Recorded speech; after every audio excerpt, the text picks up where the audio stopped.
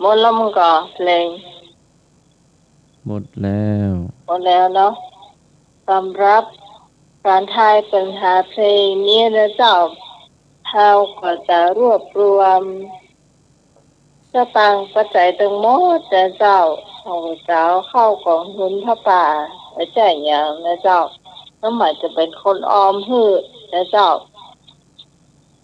เออพี่พรถ้าได้ยินเสียงนี้แล้วลองโทรเข้ามาแล้วเจ้าช่วงท้ายปัญหาเพลงเนี่ยใครมีคะแนนนำอยู่พี่พรเจ้าสำหรับวันนี้นะหัวโจทย์ตันก่อนก็น่าจะตันอยู่เนาะเพราะว่ามีคนโจทย์นะพี่พรโทรเข้ามาแล้วเจ้า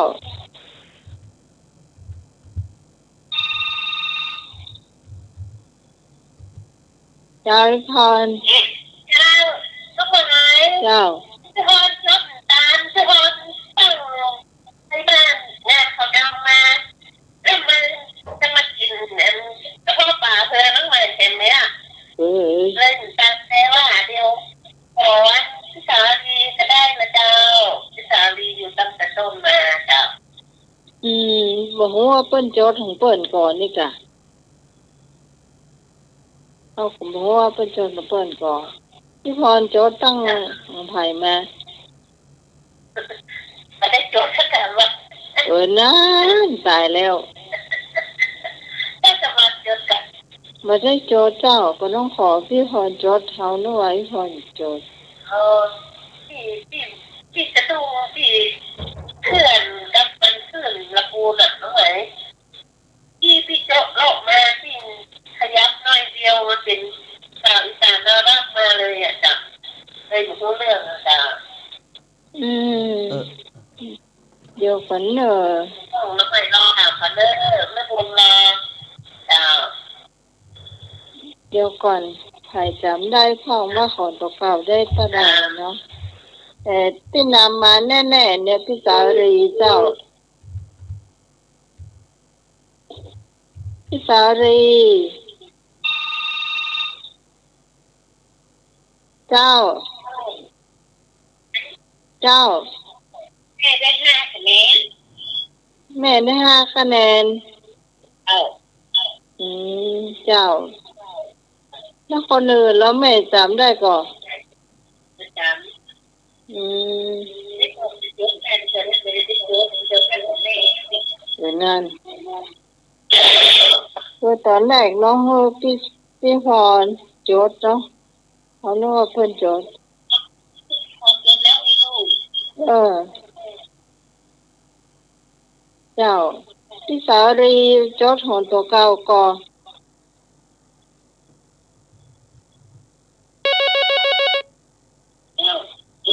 เดี๋ยวลองฟังเพิ่นกันเนาะเจ้าน้องหมายเจ้าถ้าจำแบบผิดนะได้16เจ้าพี่พรโจทย์เลย16เจ้ามันจะมี2 2 1แล้วก็2 2 1 1 2 1 2เจ้าวันนี้เพลงนักเหนือตะคืนเจ้าพี่พรเจ้าโจทย์เลย16เจ้าพี่สาวรีแม่บุญ5ให้เอก100เอกได้ที่เพลงไงเอกรู้สึกว่าตอบถูกอยู่เจ้าเองได้10 คะแนนแม่ฮะได้10 คะแนนได้10 คะแนนอ๋อเอกตู่กับเตียรี2-3ตัวเนาะเจ้าเอกได้10 คะแนนนะเจ้าพี่พรได้10 คะแนนนะเจ้าได้หน่วยได้กี่คะแนนให้หน่วยรู้สึกว่าตัว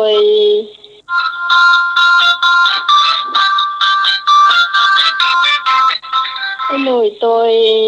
พี่สารีมาสัก1หรือ2เพลงเนี่ยจำได้ก่อนหน่วย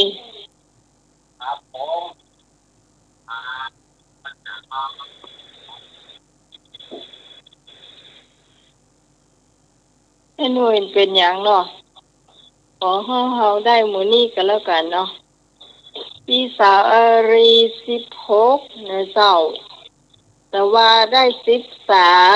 13เอกแต่ว่าได้เท่าไหร่ได้แต่ว่าได้7นะเจ้าแต่มันไม่ใช่จบแค่ไปต่อนะก็เดี๋ยวมีการตอบปัญหาธรรมะอยู่เนอะพี่สาวพี่พรเจ้าจดเลยเนอะว่าปัญหาธรรมะจะต่ออยู่การจดคะแนนเหล่านี้นะเจ้ามันจะเป็นปัจจัยที่น้องหมายจะออมผู้คุณผู้ฟังนะเจ้าแต่ละท่านแต่ละคนนะเจ้าถึงแม้จะอยู่ไกลเหมือนย้ายเอกนะเจ้าน้องหมายก็จะออมไว้ฮื้อถึงเวลาก็จะเอาประโยชน์กระปุกแล้วก็ไปเป็นสตางค์เจ้าหอมผ้าป่านะเจ้าน้องเจ้าผมคิดคะแนนได้เองนะเจ้าขอบคุณเจ้าดีแล้วเจ้าแต่ละคนจดของคุณผู้ฟังแบบนี้เจ้าต้องเลยเจ้าที่จดคือว่าเจ้าที่รวมของพี่คะแนนที่ได้แค่คะแนนเจ้าแล้วก็ของพี่สาลี16น้องเจ้าคุณแม่ไอ้เอกซีเจ้าและไอ้หน่วยตะไดโหเด้อเจ้าไอ้หน่วยน่าจะตัวพี่สาลีถ้าประสงค์ก็สารเสือเนี่ยคนบอกเดี๋ยวจะเป็นยังเดี๋ยวเนาะเจ้าเราธรรมะอันภาษาธรรมะตามนะเจ้าเจ้าแม่นแล้วเจ้า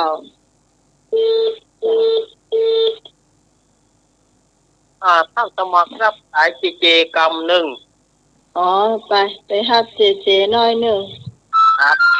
โทรมาแล้วก็โทรไปหาเจ2 รอบนะ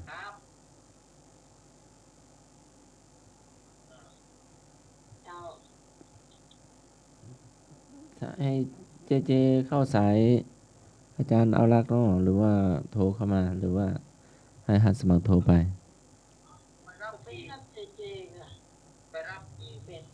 ก็โทรหา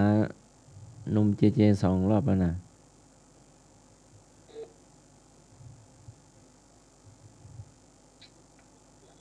เจไปไหนเนาะโทรหา2 รอบ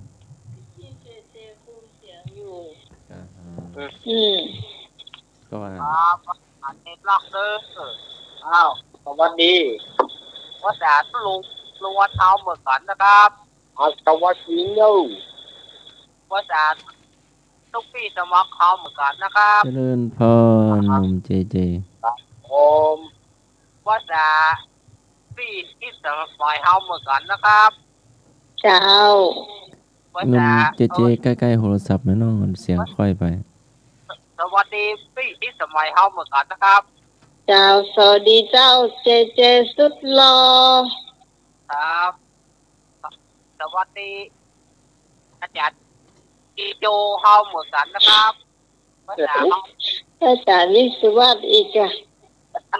เฮาเหมือนกันนะครับเจ้าพวกโตนนะครับว่าแต่พวกโตนดื้อเจ้าต้นทำหน้าที่มาเรียบร้อยละเป็นผู้ควบคุมเสียงของปักทางเจริญนะเจ้าวันนี้ก็มาฟังรายการธรรมะใครเครียดตัวเฮาแถมน้องเจ้าตะกี้น้องใหม่ค้างไว้ในเจ้าปัจจัยที่จะร่วมถึงมดนี่เขาจะมาทอดผ้าป่าในวันที่9นะเจ้าเดือนมกราคม2565นะเจ้าเป็นวันอาทิตย์นะเจ้าคนไหนได้เท่าไรแต่ละเดือน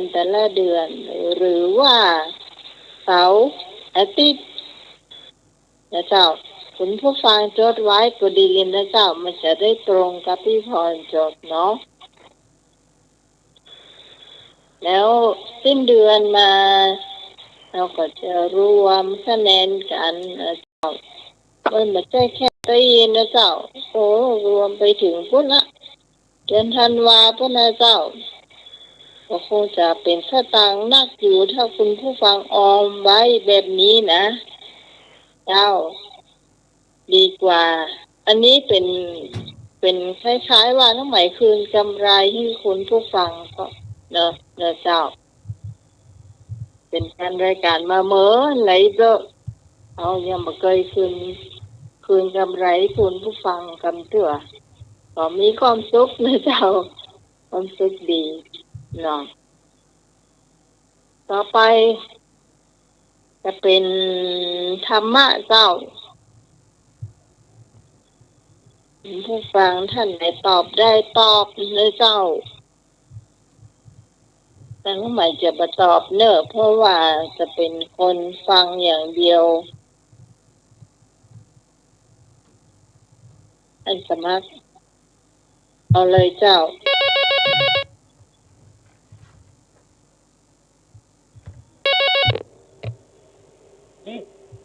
เจ้าทราบไว้สาพระรัตนตรัยทั้งสาม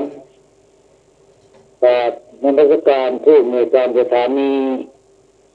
กราบนมัสการอาจารย์สมัคร ครับผ แล้ว ม ก็บรรดาครูบาอาจารย์ทั้งหลายพระปีละนุสีละทั้งหลายวันนี้เสียงไม่ค่อยดีเลยมาช้าไปหน่อยเรียนพรเรียนพิสมัย เจ้า เรียนพรแต่เจ้าเนี่ยพรลงระเดินข้ามกำแพงเชียงใหม่สวัสดีสามเณรรักครับเรียนพรจีไอ้เจ็บเจริญพรญาติโยมทุกคนเจริญพรนมัสการครับ เจ้า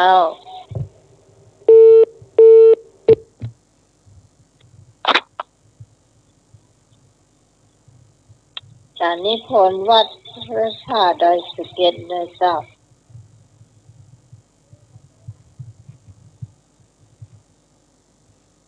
ท่านสมัครถามเลย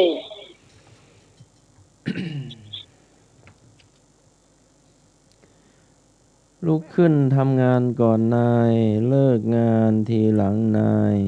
ถือเอาของที่นายให้ทำการงานให้ดีขึ้นนำความดีของนายไปสรรเสริญถามว่าเป็นหน้าที่ของใคร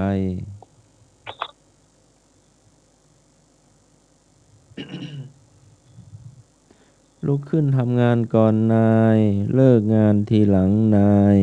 ถือเอาของที่นายให้ทำการงานให้ดีขึ้น นำความดีของนายไปสรรเสริญถามว่าเป็นหน้าที่ของใคร ไม่ยากเลยเจ้าที่จะตอบข้อนี้โทรเข้ามาได้เลยเจ้า053-120-525 053-226-058เจ้าสวัสดีครับ เจ้าเป็นหน้าที่ของลูกน้องครับ เป็นหน้าที่ของลูกน้อง ครับถูกหัวเนอลูกน้องนายเป็นนายจ้างนายจ้างเขาเป็นลูกน้องเขาต้องซื่อสัตย์ เจ้า ครับ เจ้าน้องไหม เจ้า ลุง บอก เม ได้ ย์ เด้อก็เด้อหน้าที่ของลูกน้องเจ้า เจ้าต้องตอบออกมาตัวในเจ้า เจ้า เป็นหน้าที่ของลูกน้อง เจ้า เจ้า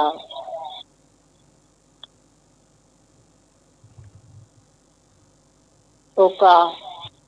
เฉลยแล้วกัน เจ้า ถูกต้อง ถูกต้องเลยเจ้าไอ้นึกได้2 คะแนนนะเจ้าแม่บุญได้1เจ้า โอ้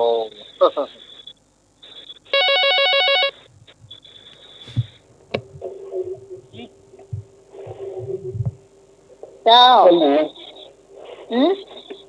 ยมหมาย เจ้า ถ้าตอบว่าลูกน้องกะ ค ฮะ รับผมตอบว่าลูกน้องเป็นหน้าที่ของ ลู ลู ก ก น้ น้ อ อง ง จ้ะ ปฏิบัติ หน้าที่ต่อเจ้านาย ถ้าตอบว่า เป็นหลานลุงได้ก็หลานลุงหลานป้าได้ก็ หลานลุง หลานลุงหลานป้าได้ก็ถามยมหมายไปได้ หลานลุงโอ้โห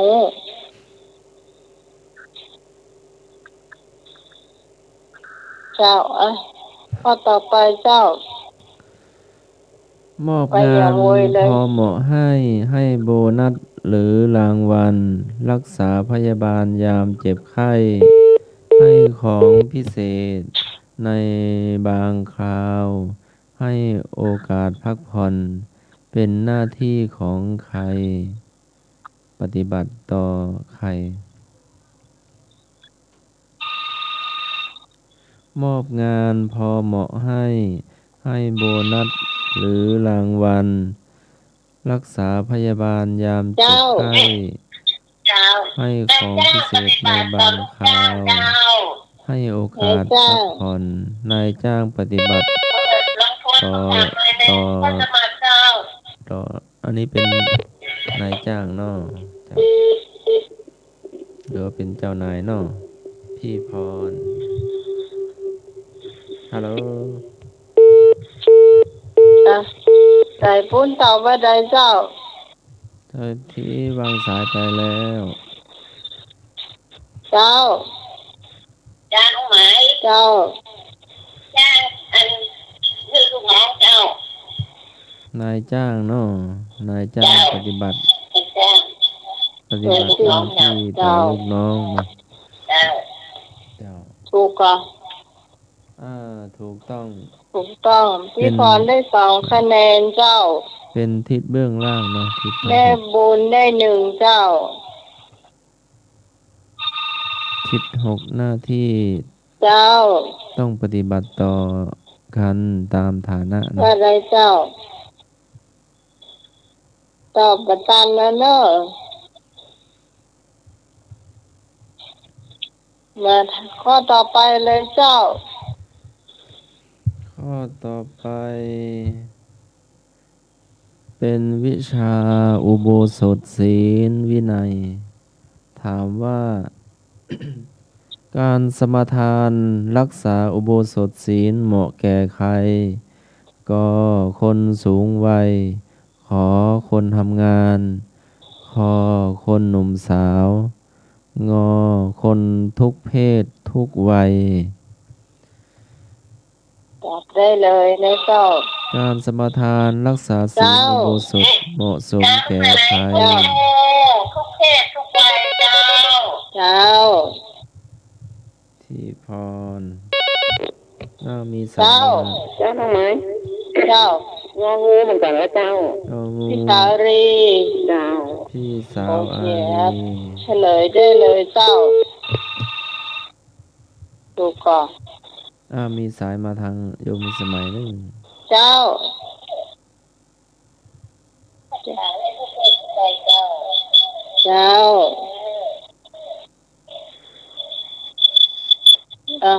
สองสายแม่หยังที่โทรเข้า ฉันติดฉันติด แม่จันติดต่อว่าจะได้ พวกเพื่อทุกวัยก็คือเอาข้อ2 คนที่ถูก ฮัลโหล เจ้า ไม่ตอบกันนะเจ้า ฮะ แม่ไม่ตอบกันนะเจ้า แม่หยัง เจ้า แม่ชื่อหยังแม่ แม่บุเขีย แม่ ว บัว เจ้า เขียว แม่บัวเขียวงองู เจ้าสวัสดีเจ้า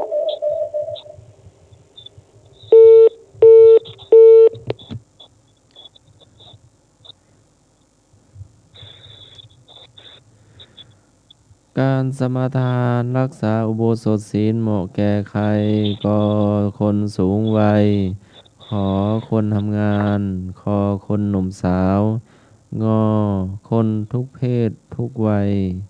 ข้อที่ถูกคือข้องงู มีสายมาเนาะ เจ้า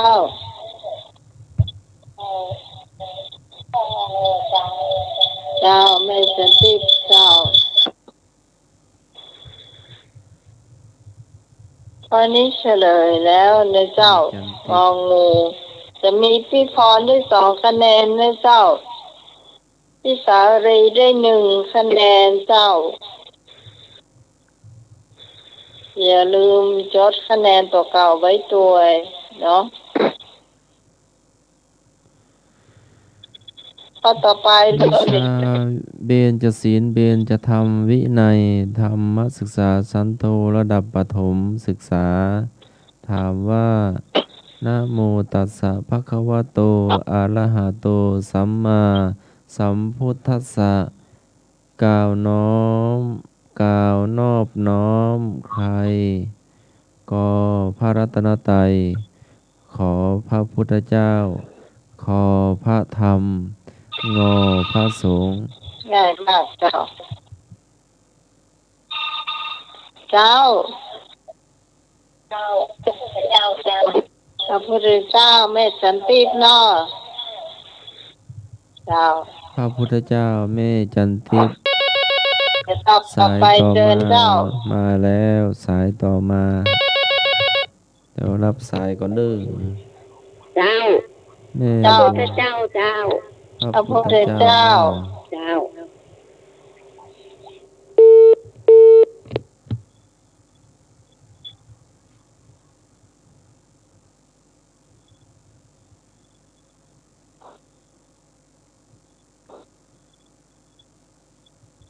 มีแถมก่อนที่จะตอบเจ้า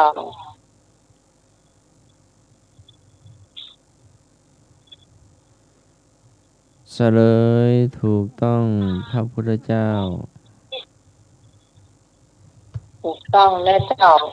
มีแม่สันติได้2 คะแนนเจ้า แม่บุญได้1และเจ้า นี่เป็นการสะสมคะแนนไปเรื่อยๆนะเจ้าคนผู้ฟังที่ได้คะแนนจากเพลงเนี่ย จะได้เปรียบนะเจ้าถ้าเพลงมันหนักหรอกผมสักข้อได้อยู่นะ เบญจศีลเบญจธรรมสำหรับธรรมศึกษาสันติเบญจศีลและเบญจธรรมเป็นหลักธรรมคู่กันควรปฏิบัติคู่กันไปเบญจศีลเป็นข้อห้ามไม่ให้กระทำส่วนเบญจธรรมเป็นข้ออนุญาตส่งเสริมให้ปฏิบัติตามจับคู่กันเบญจศีลเบญจธรรมคู่ที่1ห้ามฆ่าสัตว์ เบญจธรรมเมตตากรุณาคู่ที่2ห้ามลักทรัพย์สัมมาอาชีวะคู่ที่3ห้ามประพฤติผิดในกามสังวรคู่ที่4ห้ามพูดเท็จเบญจธรรมสัจจะคู่ที่5ห้ามดื่มสุราเมรัยเบญจธรรมตอบว่าอย่างไร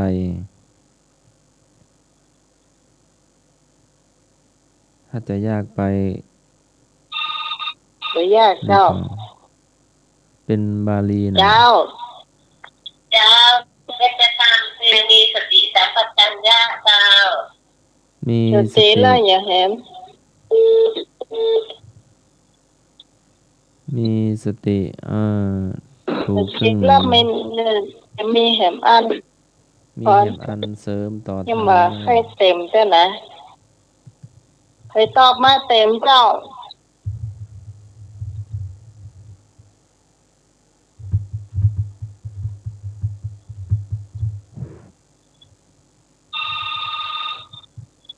เจ้า เจ้าว่าใดเจ้า สัพพัญญกิเลสทั้งหมดเจ้า ไม่ใช่เจ้า ข้อที่5เจ้าเบญจธรรมข้อที่5มีว่า สติเราเพิ่มสองคำนึง แถมอันหนึ่งอ่ะ มันจะคู่กันเลย ห้ามดื่มสุราเมรัยเบญจศีล ส่วนเบญจธรรมตอบว่าสติ แล้วก็เพิ่มอีก2 คเพิ่มแถมคุณผู้ฟังท่านไหนจะตอบมาเดินเลยเจ้า ำเอาเพิ่มให้แหมก็ได้สติสัง เพิ่มอีกคำเดียวเนาะสติสังเพิ่มอีกคำเดียว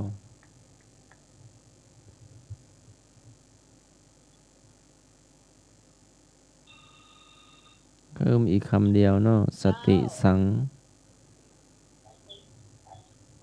เป็นคู่กันไปเนาะเบญจศีลเบญจธรรมอย่าแม่สันติว่าได้ขอ ที่แรกอัศยะเจ้า สติสัมปชัญญะเนาะเจ้าได้ยัง บ่ถูกนะ มันจะมีกรรมหนึ่งอ่ะ ถูกเกินหนึ่งเนาะแต่ยังไม่เต็ม เจ้า ถ้า พี่ ไม่ พ ได้ รต ก็ อบ จะ มา ได้ กรรมหนึ่งเหรอพี่พรตั้งหน้าถูกแล้ว แต่ว่าตั้งหลังยังบ่ถูกซะนะ สติสังแล้วก็เติมอีกคำเดียว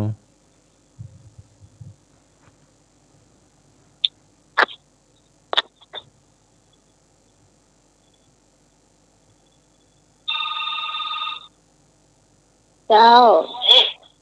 จำไม่เหมย เจ้า สีทัพชัญญะกับสังวรอินทรีย์นะคะ เอาเลือกเอาเนาะสติสัมปชัญญะกับสติสังวรเนาะ ใช่ค่ะ เลือกเอาเลยแม่ตะกี้ว่า อัน ผม นี้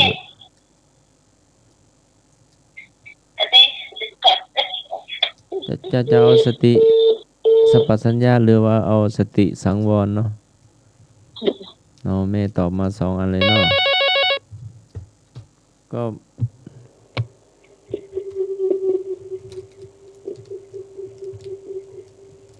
ฮัลโหล เจ้า เจ้า เอาสติสังวรเจ้า สติสังวรแม่ยัง ต้นเปา พี่สารี แม่ต้นเป่าสติสังวรสังวรแปลว่าความระวังความเหนียวรั้งสังวรธรรมหรือว่าสำรวมเหนียวรั้ง ถูกก่อน ถูกต้องสติสังวรสังวรแปลว่าความระวังความเหนียวรั้งความสำรวมจักขุสังวรคำถามธรรมะและเบญจศีลเบญจธรรมพอสมควรหรือยังเนาะ รู้คะแนนกันพี่สารีได้2พี่พรได้1เจ้า อย่าไปเอาน้ำร้อนก่อนนะ โอ้เดี๋ยวก่อน ฮะ หมดแล้วก็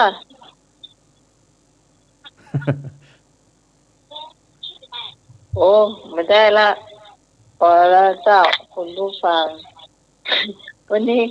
ถามเพลินเจ้าท่านสมัครก็ไปเรื่อยๆเนาะ ก็เตรียม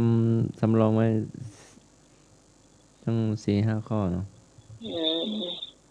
ก็ถือว่านักในแนววันนี้อ่ะเอาถามโวยไปโวยเฉลยโวยเนาะ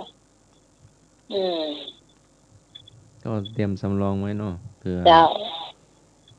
ก็ตอนนี้ก็น่าจะเพิ่มขึ้นนะเจ้าพี่สารีจะน่าจะเพิ่ม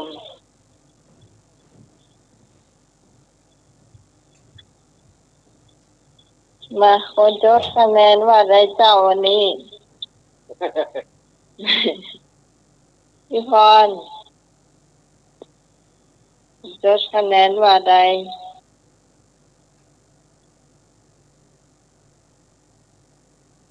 มันมีไผนำแต่วันเรารวมหมดหรอกเจ้า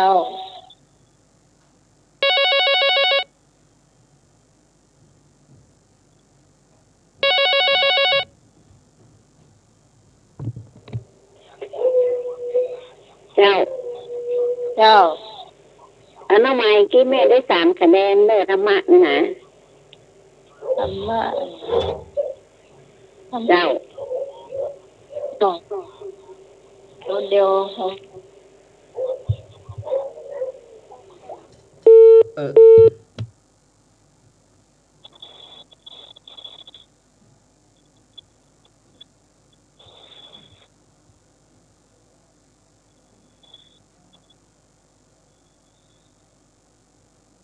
พารวมเสร็จหรือยัง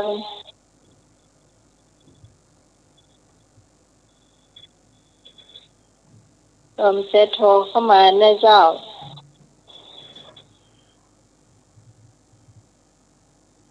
ทีนี้เราจะได้เขียนวันที่ไว้นะเจ้าแต่ว่า28วันนี้29แล้วก็มีประชาสัมพันธ์อยู่เนาะก็สำคัญเนาะประชาสัมพันธ์ไปก่อนปะ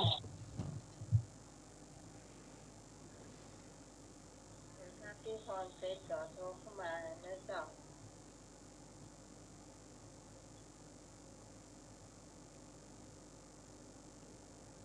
เมื่อวานนี้เป็นวันเสาร์ที่28เดือนสิงหาคม2564ก็น้อมถวายความอาลัยพระครูปฏิภาณธรรมพิสิทธิ์อายุ70ปี50พรรษาเจ้าคณะตำบลพระสิงห์เขต1เจ้าอาวาสวัดพวกแต้มตำบลพระสิงห์อำเภอเมืองจังหวัดเชียงใหม่ได้มรณภาพลงเมื่อเวลา 19:49 นาทีก็ได้สูญเสียพระมหาเถรานุเถระไปอีกรูปหนึ่งเนาะหลวงพ่อก็มีเมตตาอย่างสูงเนาะ ก็คณะสงฆ์อำเภอเมืองคณะศิษยานุศิษย์ก็รดน้ำสงฆ์หลวงพ่อ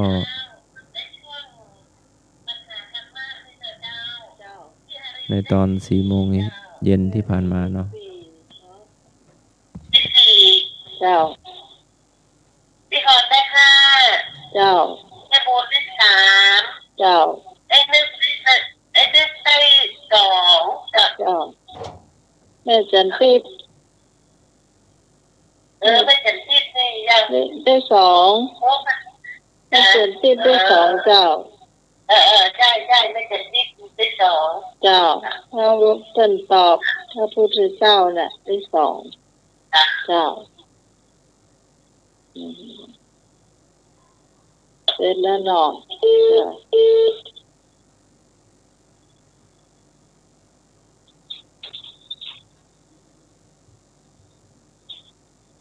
คุณผู้ฟังก็จดไว้ตัวในเจ้าแผ่มันตัวจดวันที่ตัวในเจ้าอย่างวันนี้วันที่29ในเจ้าเดือนสิงหาคมแต่วันที่28เริ่มจากตะวันในเจ้า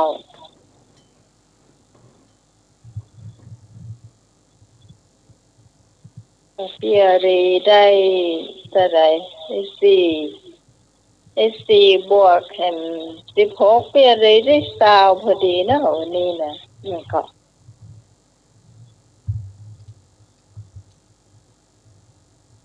โอ้โหคะแนนสูงเนอะเปียรีคะแนนสูง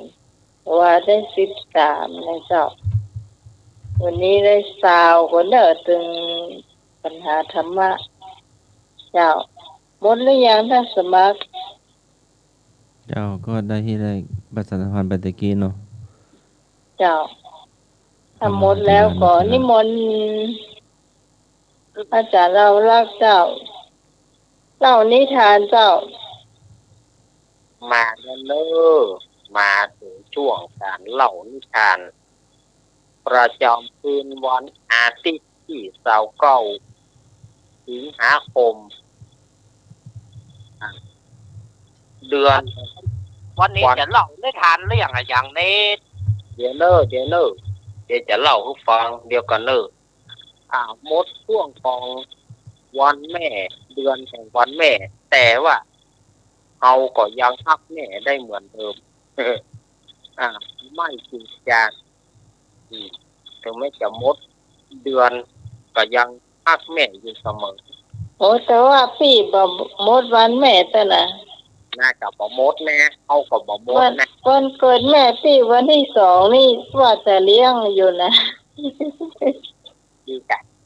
ดีกันเนี่ยปอยตวยว่ะไม่ใช่เฮาเลี้ยงแม่นะเขาจะขอแม่เลี้ยงเขาพ่ออย่างเงี้ยเนาะศรัทธาญาติโยมเอ้ยเดือนสิงหาจะไปแล้วเดือนกันยาจะมานะต้องเปิดแป๊บเดียวศรัทธาญาติโยมประเด็นนี้เอาเข้าพรรษามาเดือนกับ6 วันเข้าพรรษามาได้เดือนกับ6 วันเปิดแป๊บเดียวคำเดียวก็ปล่อยหลบก็เดียวก็ปล่อยหลบเนาะศรัทธาญาติโยมเนาะก่อนที่อาตมาจะเล่านิทานอาตมาก็ศรัทธาญาติโยมก็ไปลืมเนอวันที่14 กันยายนที่ม่อนสี2 เมืองหรือว่าที่ดอยนางเที่ยวก็จะมีการตามหาญาติพี่น้องบางทีก็ญาติพี่น้องไปที่ไปเสียชีวิตในสมัยนั้นก็ดีหรือว่าเอาอยากจะตามหาญาติพี่น้องก็ไปร่วมกันเลยที่ดอยนางเที่ยวในวันที่14 กันยายน 2564ตรงกับเดือน12เหนือขึ้น8 ค่ำเพิ่นก็จะมีการตานน้ำตานธรรมไปจะตานธรรมมหาวิบากมาลัยโพธิเปตพีมหามุนีปานสูตรอันนี้ญาติกุลอันนี้สงตานหาคนตายญาติโยมก็ไปปูชาธรรมที่ปนเนอร์ที่ดอยนางเกี้ยวหรือว่าเขาจะซื้อทำไปตานก็ได้เขาซื้อทำก็ไปปูชาปุ้นขอนิมนต์พระคุณเจ้าเป็นเศษเนาะก็งานนี้บ่ได้รวมตัวเนอะงานนี้ก็ตานแล้วก็มาตานแล้วก็ปิกมาตานแล้วก็ปิกตานแล้วก็ปิกศรัทธาญาติโยมเพิ่นบ่มีการรวมตัวกันตามเรียบร้อยแล้วก็สวีไผมันเนอร์งานนี้ก็รู้สึกว่าทาง104ของเราจะยกกองคาราวานไปถ่ายทอดด้วยนะจะได้ก็ศรัทธาญาติโยมปู่อุ้ยแม่อุ้ยไปบ่ได้ก็ฟังการถ่ายทอดเนอร์ฟังการถ่ายทอดคงจะถ่ายทอดที่98วันไหนครับผม75ถ้าสายใต้อย่าฟังทาง98 75ถ้าสายเหนือก็ฟังทาง104เฮาเนาะในการเล่านิทานวันนี้ จะเอานิทานในเรื่องกรรมของนายประกันเป็นจะได้หาเรื่องกรรมของนายประกันเป็นนิทานใบยาวเนื่องศรัทธาญาติโยมเป็นนิทานสั้นนิทานเรื่องกรรมของนายประกันภัยคือนายประกันญาติโยมก็ฟังก่อนเลยฟังแล้วก็เป็นจะได้ก็ค่อยวันนี้ก็จะให้ญาติโยมได้วิพากษ์วิจารณ์กันด้วยนะญาติโยมที่ฟังแล้วมีความคิดความหันจะได้กับวิพากษ์วิจารณ์ทางโทรศัพท์เข้ามาเนอะเฮ้ยอาจารย์เราทำอันอยากเอาคนท้องปีกอาจจะมาวิพากษ์วิจารณ์ด้วยกันก็ได้โดยผ่านทางโทรศัพท์ของโยมพี่พิสมัยเนอะว่าศรัทธาญาติโยมฟังแล้วมีความคิดความหันจะได้หาภัยเป็นต้นเหตุแห่งการที่ว่ามีนายประกันต้องรับกรรมคือภัยเนี่ยศรัทธาญาติโยมฟังดูก่อนเนอะเมินมาละศรัทธาญาติโยมอันนี้สมัยที่สัตว์ทั้งหลายอู้ได้เหมือนคนเนาะสัตว์ทั้งหลายก็ยังอู้ได้อยู่ก็ยังมี นกฮูกนะหรือว่ารุ้งตัวหนึ่งนกตัวนี้สันดานเป็นสัตว์ที่ว่าถ้าจะอู้ไปเนาะสุมาอภัยสถาญาติโยมเนอะถ้าจะอู้ไปแล้วฮูกเนี่ยมันเป็นตัววอกดีเด่นเหมือนกันฮูกตัวนี้ชอบลักชอบขโมยโดยเฉพาะลูกเจี๊ยบลูกเจี๊ยบหรือว่าไก่น้อยไก่น้อยตัวได้เผลอฟัดแม่ก็มักจะถูกน้อยดาวไปเยียเอาไปกินฮูกนี่จะเอาไปกินถ้าตัวใดที่อยู่กับแม่มันจะเข้าไปเอาไปได้แม่มันจะเผลอหัวถ้าตัวได้เผลอตัวได้ฟัดแม่เทียบออกนอกกลางระวังให้ดี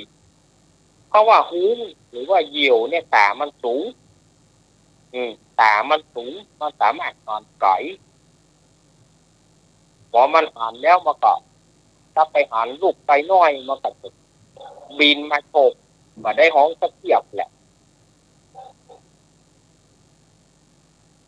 อันนี้ก็ความจริงก็มันมีฮูก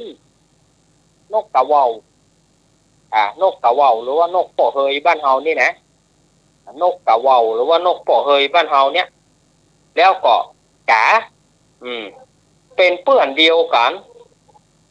สามเกลอสามสหายนี่นะนกกะว่าวแล้วก็กาเป็นเพื่อนเดียวกันมีอย่างไฟมาหาสู่กันตลอด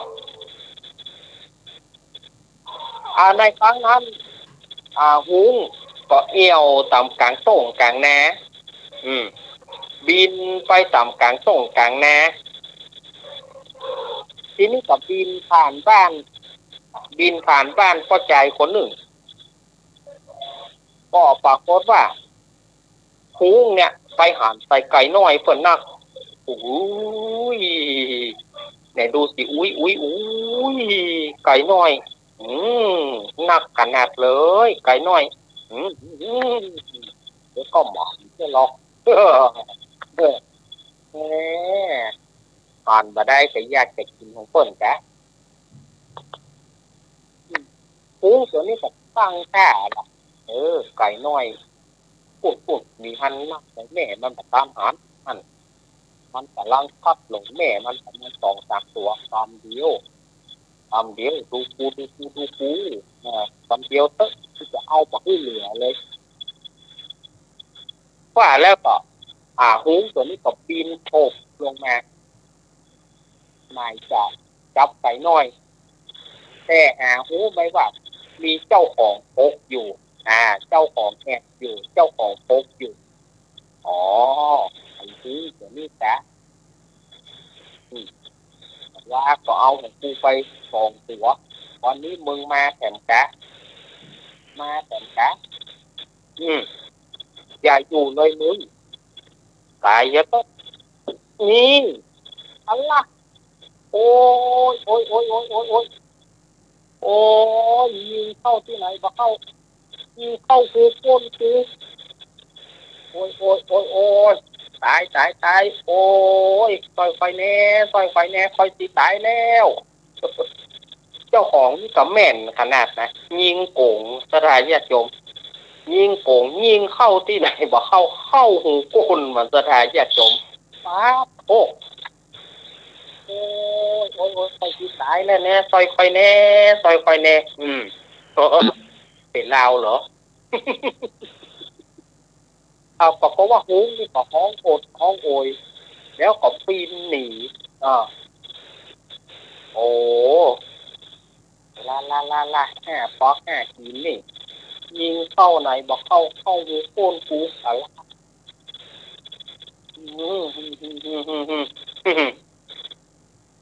เจ็บก็เจ็บไปเจ็บบอก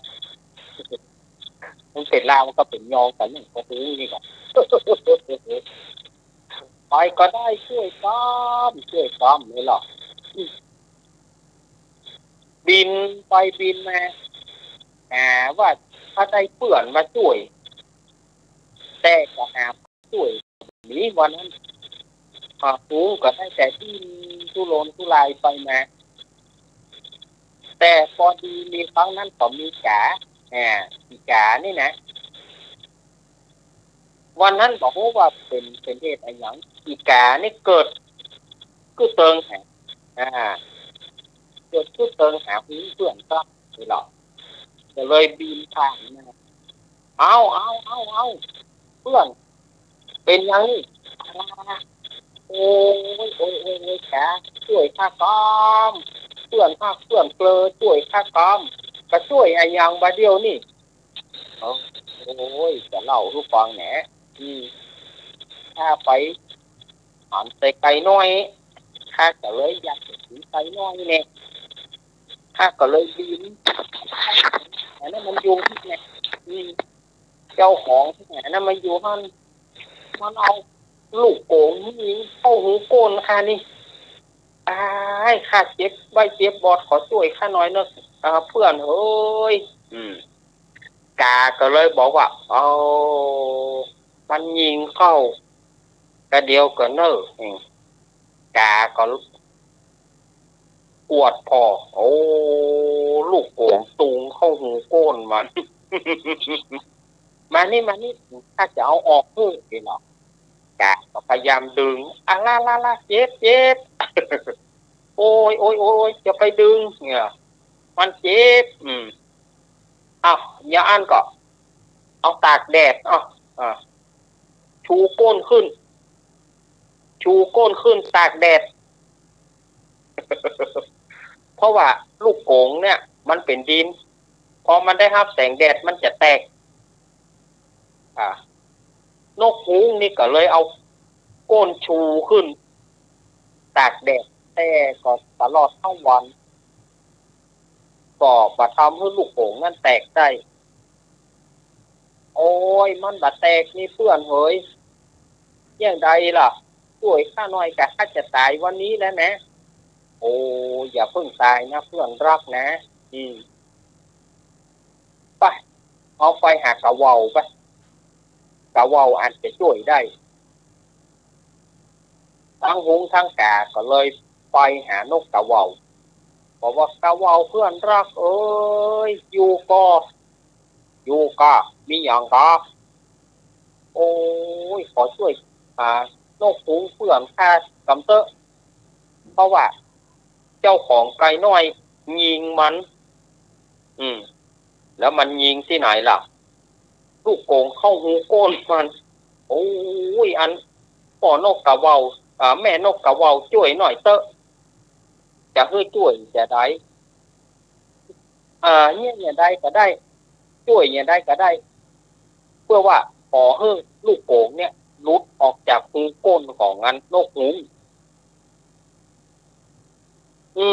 ทีนี้แม่นกกระเวาก็รู้สันดานของนกฮูกดีว่านกฮูกเนี่ยมันชอบที่ลักที่ขโมยแล้วก็ไปบ่พอชอบวอกโดยผู้ไหนบ่มีงานบ่มีสัจจะก็เลยถามฮูกว่านี่ถ้าข้าช่วยได้เนี่ยเจ้าจะเฮืออย่างข้ามันต้องมีรางวัลจ้ะเพราะสันดานอย่างเจ้าข้าหูว่าเจ้าเนี่ยเป็นตาที่ดีเป็นตาที่หลอกแลนเป็นตาที่หัวบอกสวยถ้าข้าช่วยได้จะให้อย่างโอ้ยข้าขอมอบกายถวายชีวิตนี่หรอถ้าช่วยข้าได้ข้าขอมอบกายถวายชีวิตนี้จะเป็นที่ข้าแดดท่านจะรับใช้ท่านโดยตลอดแต่กะวาวบอกว่าเชื่อไม่ได้เชื่อไม่ได้อย่างได้เจ้าก็เป็นพระที่เชื่อมาได้แม้จะเป็นข้าก็ไม่เชื่อโอมพระมาพูดก็ไม่เชื่อยังไงก็ไม่เชื่อนะพอดีเมื่อกะเว้าบ่เชื่อกาก็เลยบอกว่านะกะเว้าเชื่อสักครั้งหนึ่งเพราะว่างูเปื่อนข้านี่มันบอกวอกนะเจ้าหูได้จะได้เพราะว่าสันดานของมันมันขี้ลักอยู่แล้วมันวอกอยู่แล้วข้าตือบ่เชื่อมัน เอาอย่างนี้ดีกว่าถ้าขอเป็นนายประกันเถอะถ้าหากว่ามันเกิดหนีไปก็ดีอย่างใดก็ดีข้าจะฮับใจท่านแทนมันถ้าเป็นเพื่อนภาคของหูข้าหูมันดีเป็นจะได้เนี่ยมันตึงบันนี้มันตึงบอกว่าเชื่อข้าเถอะข้าขอค้ำประกันเถอะถ้าจะค้ำประกันไม่เป็นนายประกันเถอะถ้าจะได้ข้าจะรับผิดชอบนี่หรอนะดูดีผมว่าดีก็ได้ถ้าเจ้ายืนยันเป็นมั่นหมอว่าเจ้าจะรับผิดชอบอันก็ได้เจ้าหูเจ้าจงเอาก้นของเจ้าเนี่ยแย่ลงในน้ำกำเดียวลูกโป่งเนี่ยจะน่ายโอ้ขอบคุณเพื่อนฮักขอบคุณสหายขอบคุณนั้นท่านกะเว้าเนอท่านกะเว้าผู้มีน้ำใจหรอหูก็ทำตามทันทีโดยเอาก้นแย่ลงน้ำพอก้นแย่ลงน้ำลูกกระสุนหรือว่าลูกโป่งเนี่ยก็เปื่อยละลายน่ายน้ำละลายน้ำเมื่อลูกโป่งแตกออกกระสุนแตกออกแล้วหูก็ข้าเป็นอิสระแล้วข้าเป็นอิสระแล้วลาก่อนเนอกะเว้าหน้าเซอะกะหน้าโง่ไปก่อนเด้อพอสิไปเลยเด้อว่าแล้วก็ปีนล้อว่าแล้วก็ปีนเปิดไฮแซปทีนี้กะเว้าก็เลยว่าหานก็เจ้ากะข้าบอกเจ้าแล้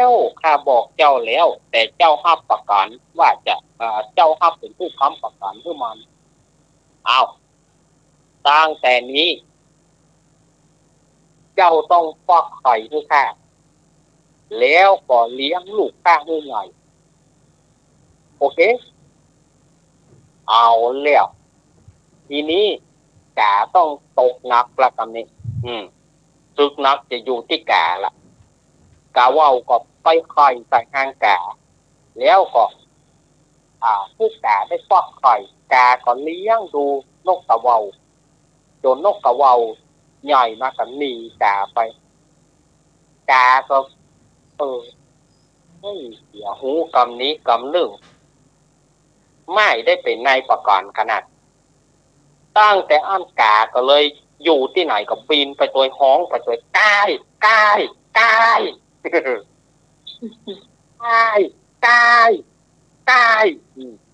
มาจนถึงปัจจุบันนี้นี่แหละศรัทธาญาติโยมเผยอยากเป็นนี่อยากเป็นนี่เพื่อเป็นนายหน้าอยากเป็นที่ข้าเพื่อเป็นนายประกันศรัทธาญาติโยมจำไว้เลยการเป็นค้ำประกันอะไรอย่างไปเลยไปเถอะเสียเงินเสียทองบอกหูเท่าใดบางพ่องจนปอมมดเนื้อมดตัวก็ย้อนไปค้ำประกันหาอะไรจะเจออย่างกานี่เลยกาย้อนประกันให้หูกาก็เลยต้องเป็นไปฮับกับต้องฟักไข่ให้เพิ่นจนถึงตราบชั่วนิรันดรเอาละเนี่ยศรัทธาญาติโยมอย่าได้ไปประกันซึ่งกับไผ่ผู้ใดเนอะ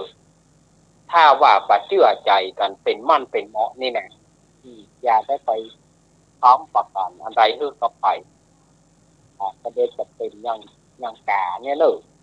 อยู่ไหนก็ใกล้เรื่องนี้จะเตะบอกหูเนอะเพิ่นเล่าแม้อาตมาก็เล่าต่อไปเนาะศรัทธาญาติโยมเรื่องนี้จะเตะบอกหูเนอะหรือว่าศรัทธาญาติโยมผู้ใดจะมีความคิดความเห็นจะใดก็เข้ามาได้ในเจ้า053-120-5225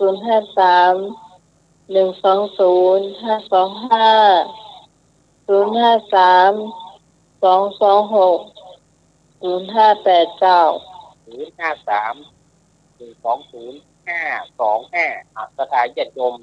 จะมีความคิดความเห็นจะได้เนาะหรือว่าจะวิพากษ์วิจารณ์มาก็ได้เนอะวันนี้คนเล่ามันบอกพอให้ยังบอกให้เต็มร้อยก็เล่าได้ดีแล้วเจ้าอันนี้ มาจากหนังสือป .4 เนอะหนังสือป .5 เนอะหนังสือป .5 เมื่อก่อนนะหนังสือมณมณีนะศรัทธาญาติโยม มันจะอยู่ในแต่ว่าเล่มใดนั้นอาตมาก็จำมาได้ละแต่ว่ามันมาอยู่ในหนังสือป .5 ภาษาไทยป .5 เนี่ยมันจะมีเรื่องที่เป็นนิทานกรรมของนายประกันนี่นะแต่ว่ามันจะอยู่ในเล่มใดอาตมาจำมาได้ละหนังสือมณมณีเนี่ยศรัทธาญาติโยม เพิ่งเป็นว่านายประกันเนาะ น่ากะ แต่ละคนประเดี๋ยวนี้ก็ตึงแบบนั้น ถ้าเชื่อใจก็ได้นะ ยืมตังค์ถ้ายังไม่ได้ยืมเสื้อเนี่ยนะ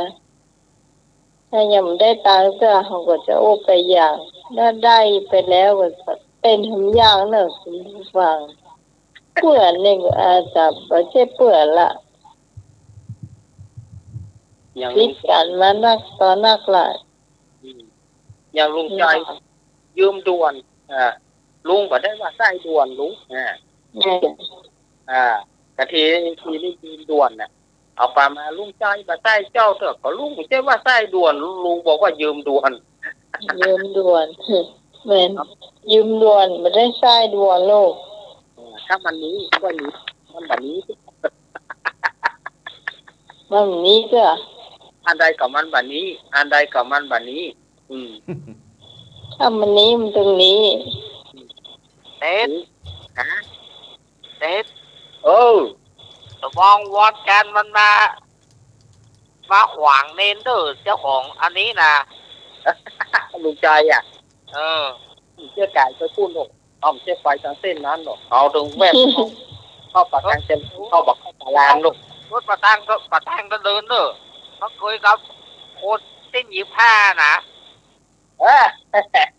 ถ้ามีปัญหามันนี้ค่อยนี้อีกกันเนาะยืมก่อนเนี่ยเอาปลามาไปซื้องัวแล้วลวดเอาไปอย่างเอาเข้าไปว่าเอาไปลงงานน้ำเต้าผูก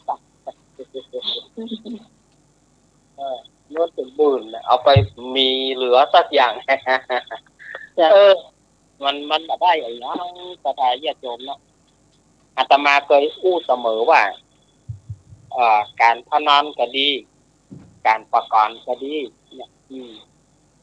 มีอันใดก็หมดอันนั้นล่าก็อยู่บ่ได้ต้องหนีหมอตุ๊กหมอตูไปเพราะว่าความทุกคนแสดงว่าไม่ศรัทธาญาติโยมฟังแล้วเข้าใจหมดแล้วเนาะหมอมีโทรมาก็แสดงว่าศรัทธาญาติโยมเข้าใจละเจ้าต่อไปเราจะไปกำบะเก่าเนาะกำบะเก่าวันนี้ของกินบะล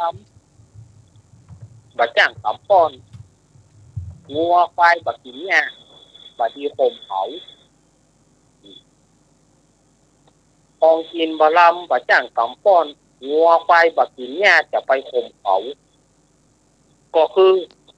ถ้าแปลไปแล้วของที่เปิ้นบอกพ่อมันจะเป็นแม่แกเนอะมันบะลำของบะลำจะไปสามป้อนเจ้าเอาไข่หมูญาติโยมไข่หมูญาติโยมลองปลาหลอนไปซื้อข้าวหนมเถอะถ้าอันใดมันบ่เปิงใจถ้ามันจะบ่พอถ้าอันใดที่มันเปิงใจแล้วเนี่ยยู่ไก่เพียงไหนมันตึงหารเอาลบเนี่ยได้มันตึงหาร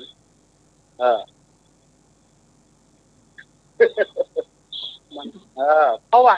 แต่คนเฮาเนี่ยมันไปชอบฝืนใจละอ่อนจะเอาให้เหมือนใจตัวเก่าก็ของมันมากเนาะถ้าเอาเนาะของมันบ่มากเนี่ยแล้วก็ไปชอบฝืนใจละอ่อนเอานี่เนี่ยก็มันบ่มากเนี่ยเอาไปมาก็ศูนย์โยกก็มันบ่มากเหมือนกับวัวควายกับหินหญ้าไปโคมเขา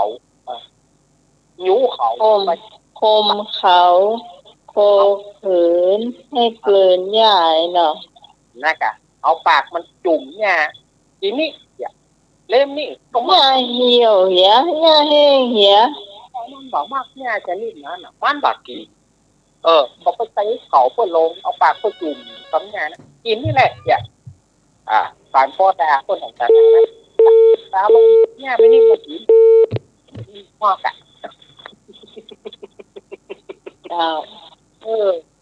ประมาณมากกันเนี่ยร่วมกับ2 คนเฮาอย่าฝืนใจของอันใดเปิ้นก็ชอบอย่าไปยกตัวเปิ้นอย่าไปยุแยงว่าอันนี้ดีแล้วเนาะเปิ้นเปรียบเหมือนว่าพ่อแม่หาคู่ครองบางคนเนี่ยดีแล้วเนาะก็เปิ้นบ่ฮักอยู่ด้วยกันเมื่อเข้ามาก็ดีกันเมื่อเข้าก็ฮักกันน่ะก็มันจะฮักได้ยังไงอ่ะหันหน้าก็จังได้ยินชื่อก็จังแล้วก็อยู่ไปอยู่แม่แฮมบ่เมื่อแน่นก็ฮักแต่ก็มีลูกมีเต้าก็หันเป็นลูกเป็นเต้าก็เปิ้นบ่ชอบอ่ะเนาะน่าเฮาเนี่ยมันก็ต้องเป็นอย่างนั้นแต่เนอะอันนอเนี่ยมันก็คนเฮาก็จ้างนะคนเฮาก็ชอบอย่างนั้นนะเจ้าพ่อเจ้าแม่ไปหน้ามึงจะได้ดีถูกไหมเนอะไปหน้ามึงจะได้ดีก็ได้ดีเนี่ยไปมาแจ้งเธอพูดนะตัวตายไปแล้วก็แจ้งเธอโกนผมเจ้าหูหรือก็ได้ญาติโยมนะอย่างนั้นก็ที่นี่พิจารณาให้ดีว่าของอันใดเปิ้นบัดชอบแล้วเขาก็จะไปยกไปอย่างว่าอันนี้ดีแล้วล่ะถ้าเกิดเขาถามว่าดีกันมันโคนเฮาอยู่ด้วยกันนะย่อมจะหู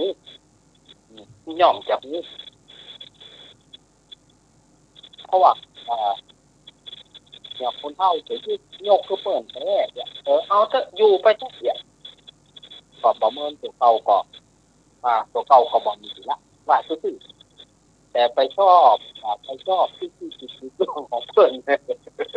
อันนี้เป็นกรรมเก่าโบราณแท้ๆนะพระญาติโยมอันนี้ถือว่าบ่ใช่ว่าอาตมาเอามาว่าไปเลยนะอันนี้มาจากกรรมเก่าโบราณแท้ๆเพิ่นบอกว่าบอกกินบะลำแบบป้อนงัวควายแบบนี้จะไปโคมเขามันเผลอมันจะลุกคุยเมื่อใดก็บอกนี้เพราะมันแบบชอบอยู่หั่นแล้วนี่เป็นกรรมเก่าโบราณเลยที่เพิ่นสืบต่อคุณผู้ฟังท่านไหนมีกรรมเก่า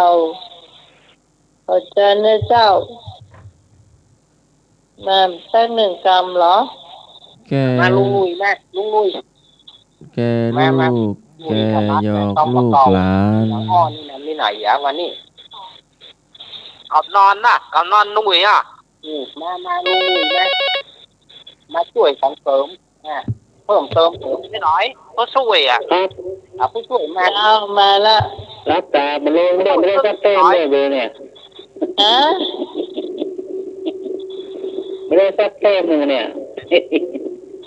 ได้กะตัวเปี้ยลีให้เหรอประโยชน์รู้ละตัวเปี้ยลีได้ใส่เยอะได้2 แต้มเนี่ยประมาณนะครับนี่ก็กรรมเก่านะมั้งเจ้าครับปลาตัวเดียวเล่าลุงซาโอ้น่าแก่บุญเนี่ยนะปลาตัวเดียวน่ะลุงซาคนเดียวทำความคิดไปอยู่ทำไปเหมาตรงหมูไปได้เนาะน่าจะเนาะเอาบาเล่นถ้าแบบเอาบาเล่นท้ายแต่ไปยืมพอเปิดแล้วเปิดยับเนี่ยยับตึงหัวยับตึงหัวเนี่ยเพราะว่าปลาตัวเดียวเน่าตึงตาเพราะปลาตัวนั้นตัวเดียวนะปลาตัวอื่นก็เลยปล่อยเน่าอย่างปลาเน่าตัวแบบก็เอาขึ้นแล้วไปยืมพอเขาเล่นไฮโลนี่ก็ได้ไปยืมพอเขาไปได้นี่เขาจะเล่นเขาไปเล่นไปอยู่ฝูงข้านมันก็ไปมีเอาว่ะก็ย่ำข้านอะไรแม่เล่นจ้างจุ้งเล่นเขาแม่เอาไปกับแม่ไปอย่างเนาะ แค่เรื่องอย่างสองห้องอะปะ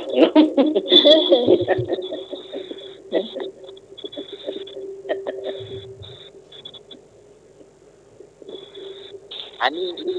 เรื่องนี้เคยมีนะของเรนเนี่ยเป็นญาติเดียวกันนะอันนี้เรื่องนี้เกิดมา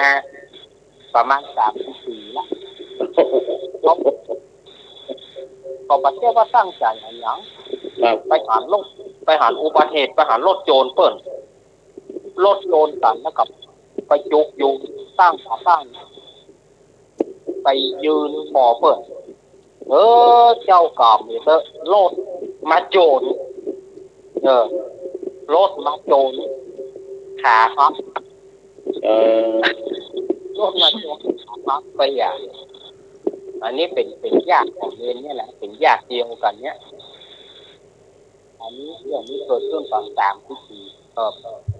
ประเทศตั้งจิตตั้งใจอย่างนะไปจุกพอเปิดมาได้พอเปิดรถโจรนะรถมาโจรตัวเก่าเป็นนั่นเจ็บเลยบอกเนี่ยเจ็บบอกเข้าเรื่องเข้าราวกันอันนี้เป็นญาติเดียวกันประมาณ30 ปีแล้วอันนี้เอาที่เก่ามาอู้ให้ฟังไปได้ครับดีกันยังตัวเจ้าเป็นท่านสมัครอยู่ว่าฝ่ายหินนี่เนาะเกิดว่าท่านสมัครทำมาดีสักอย่างหนึ่งว่าฝ่ายหินนี่เสียหมดเลยแม่นเสียหมดเสียชื่อหมดเลยหมดเลยอ่ะหมดเลยเอาตื้อเมาเอาฮะนะแม่นหมดอะไรเนาะแม่นหมดอ่ะเนี่ยสำนักนี้เบาวัดนี้เบามันนี่หมดเป็นนิมนต์วัดอื่นนี่นะวัดอื่นทุกเจ้าโอ้โหหลวงพ่ออย่างดูมีจริงแล้วคนอื่นไม่ใช่หูเดือนี่นะบอกหูเอาประมาพระกับทุกเจ้าก็ดีเน้นก็ดีพอเสียไปหมดอันนี้มันเป็นที่มันมีบอกว่าปลาตัวเดียวเน่าตรงข้องมันก็เน่าไปอันหนึ่งก็คือสมมติว่าวงตระกูลใหญ่เนาะทำความไม่ดีอันนี้ก็เหมือนกันเจ้าเสียวงตระกูลหมดนะเสียหมดเจ้าเขาถึงว่าละก็ไปที่หนักเขาถึงจะว่าเฉพาะตัวบุคคลก็เถอะลูกนี่นั่นหลานอีนี่มันเล่นตระกูลมันมาแล้วอันตระกูลนี่มาแล้วมันเล่นอย่างนี่แกเนาะเนี่ยนี่ตำปะเก่าตำโบราณมันใหญ่ฮะมันจี้กันพอตัวเนาะมันพอตัวไงพอตัวพอไม่ใช่พอเป็นมีดนะพอเป็นศัตรูพอแบบดูถูกอะแบบดูถูกดูหมิ่นนะเนี่ยกักเนี่ยมันถือว่าอันเนี้ยเพราะฉะนั้นเนี่ยคุณผู้ฟังก็ต้องระมัดระวังนะเจ้าเนาะอันกระทำของเขาตัวเขาเองต้องรับผิดชอบตัวเก่ารับผิดชอบครอบครัวแล้วก็ญาติพี่น้องตัวนะเจ้าเนาะถ้าเสียไปแล้วนี่ก็ลำบากนะเจ้าแล้วก็มันแก่เนี่ยมันกู้หน้าขึ้นมาเนี่ยเจ้านี่เขาจะกู้ขึ้นมากรรมโบราณกรรมหนึ่งบอกว่าจะได้เนี่ยเฮือเปิ่นฮักเนี่ยนักจักหวังเนี่ยเฮือเปิ่นจังกรรมเดียวก็ได้ทีอาจจะเฮือเขาจังเดียวได้นะอู้ไปลองอู้ไปหรอกลองอู้กรรมที่มันบางงามออกวิทยุไปหรอกก็เดียวเขาตุ้มฟังละ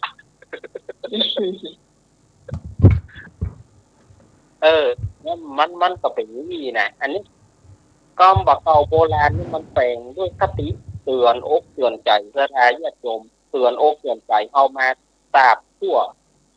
แต่คนบัดเดียวนี่บอกว่าบัดถือบัดถือมันไม่ใช่เกี่ยวกับเฮาเนี่ยจะปัดป้นตัวไปแต่ปัดป้นตัวจะได้เถอะแต่คนเฮาบัดเดียวชอบจะให้มันป้นตัวเข้าไปเป็นเรื่องของเขาคนแบบเดียวมักจะมองข้ามไปอย่างนี้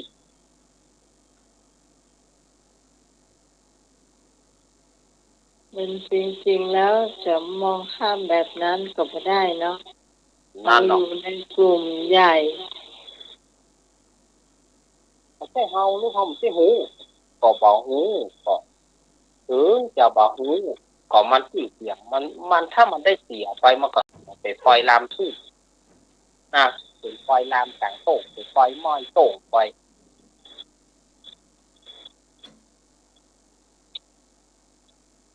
อันนี้กำบักเก่าโบราณเลิศที่เอามาเสนอแล้วก็อธิบายแบบยาวเหยียดด้วยสถานญาติโยมได้เข้าใจเนาะความเป็นมาเป็นไปอย่างไรนี่นะกำบักเก่าโบราณนี้อาตมาก็พยายามเก็บเอาไว้นะพยายามเอามานะจ๊ะ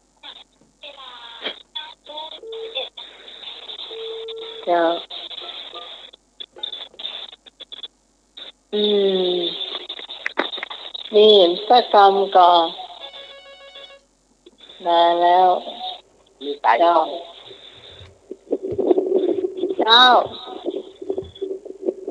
ครับผม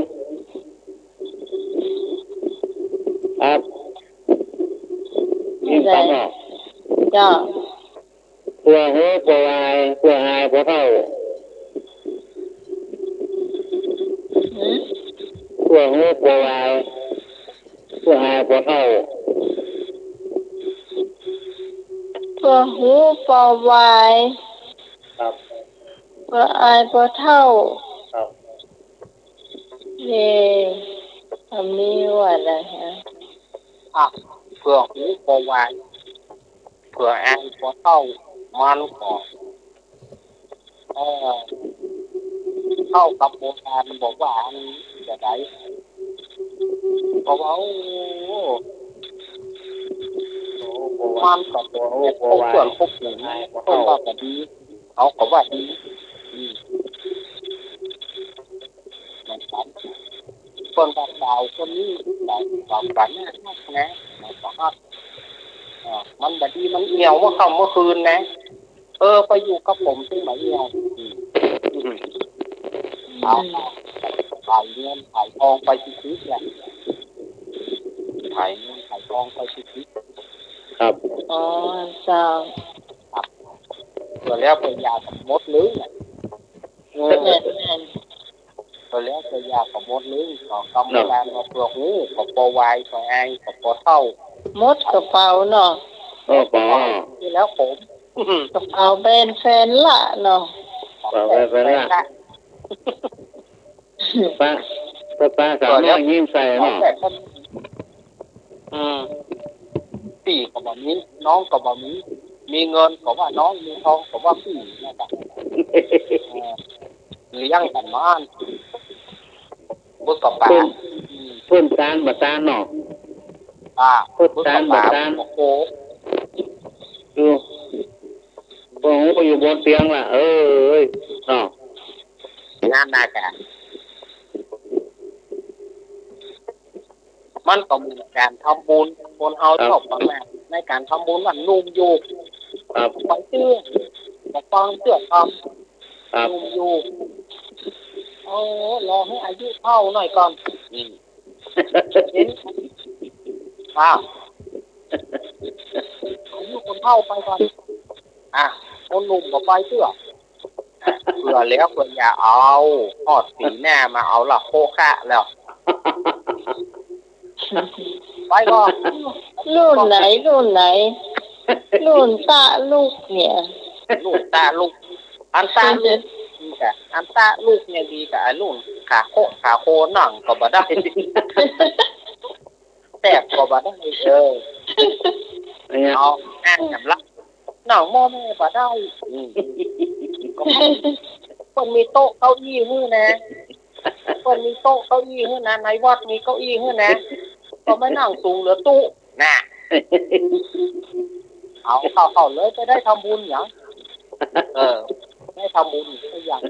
บางคนก็ ข้ออ้างเนาะ ลูกผมได้เนาะ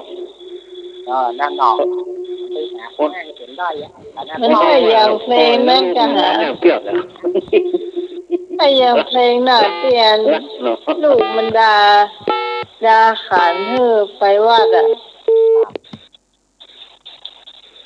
ไปถึงกลางโซ่กลางนามันไปหันตายอ่ะมันสิเนาะมันหวานแต่ได้พ่อป๋าทำได้มาวัดนี่ไม่ซ่อนสักคำ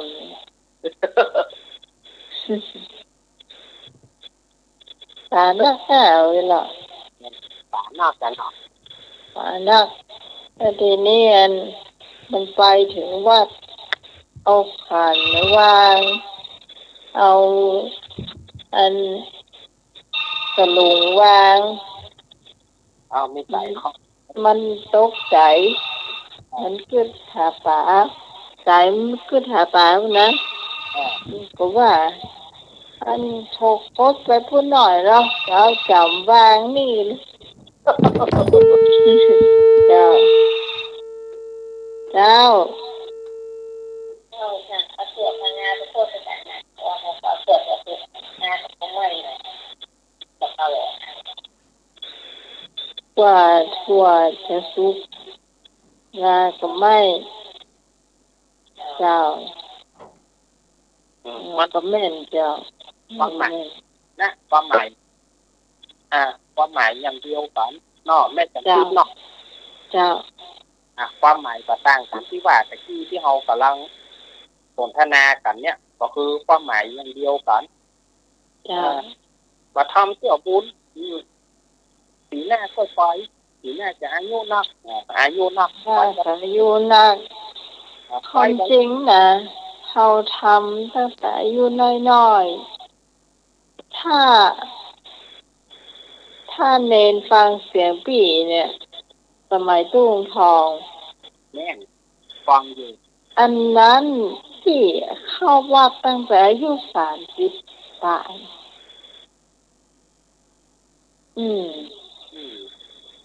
อันน่ะรู้สึกว่าอายุน้อยที่สุดในวัดในว่าห้องนั้นเป็น60 ขึ้นเจ้าแม่นวันนี้เป็นคนอยู่ข้างบ้านนี่นะแล้วเขาปิดขายนะเขาเข้าเลยอ่ะเจ้าคนว่าคนเสียเพื่อนมันเพื่อนจะเดินเข้ามาเพื่อนจะนอนเข้ามามันต้องมีบางคนมันแล้วแต่ใจเฮาเนาะ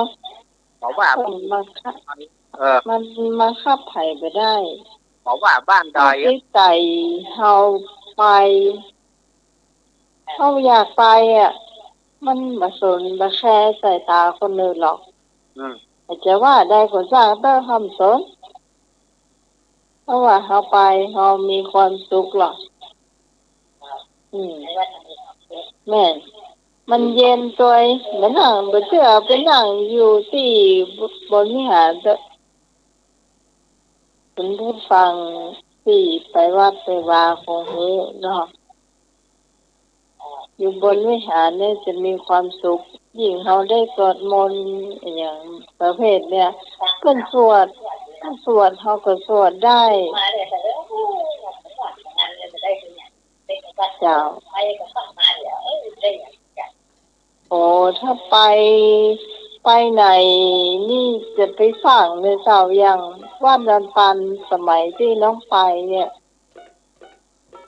11 โมงไปละไปแล้วก็จะขอเข้าไปตัวน้อยหนึ่งขอเข้ากระเถิดดินท่องเจ้า ไปเอาน้ำไปเตยกาแฟไปเตยน้ำยาไปเตยน้ำกินไปเตยเนาะเอาไปได้ไปรบกวนฟังวัด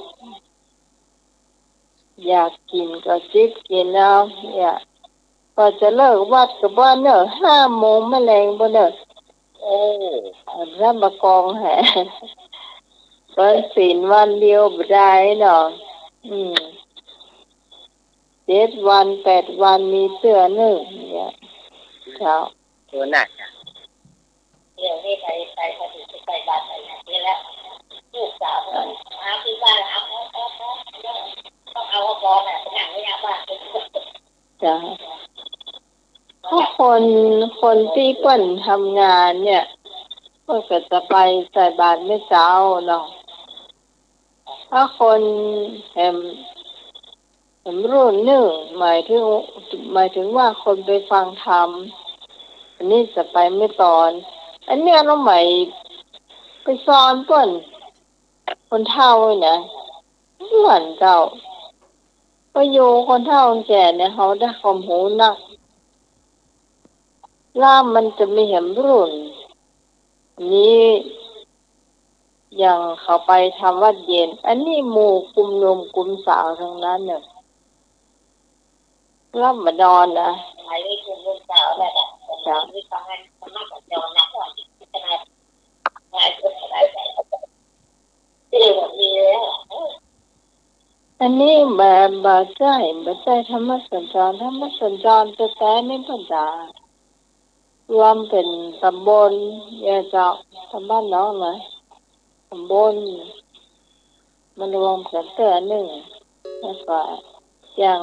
วันศีลนี่จะเป็นกลุ่มหนุ่มกลุ่มสาวเอาว่าเย็นเสร็จแล้วก็จะปิดละเนี่ยผมนอนนะนั่งภาวนาแม่เนี่ยภาวนาเสร็จแล้วก็วันตาน้อยก็ปิ้งไก่ปิ้งมันเจ้าเนี่ยจะมีสวดกรรมฐานตลอดที่วัดนี่ก็มีคือปีแต่มี2 ปีที่ผ่านมาที่บ่มีกันถามว่าสวดมนต์มาตั้งแต่โควิดเข้านี่บ่ได้เจ้าตามผู้ปีก็ทำประจำอ่ะผู้ปีบ่เคยขาด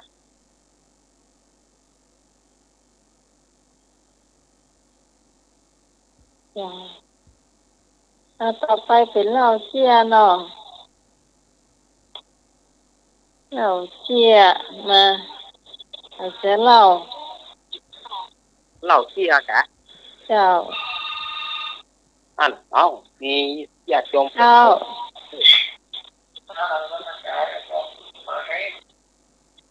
เอาละเก่งๆนะฮะมันยอด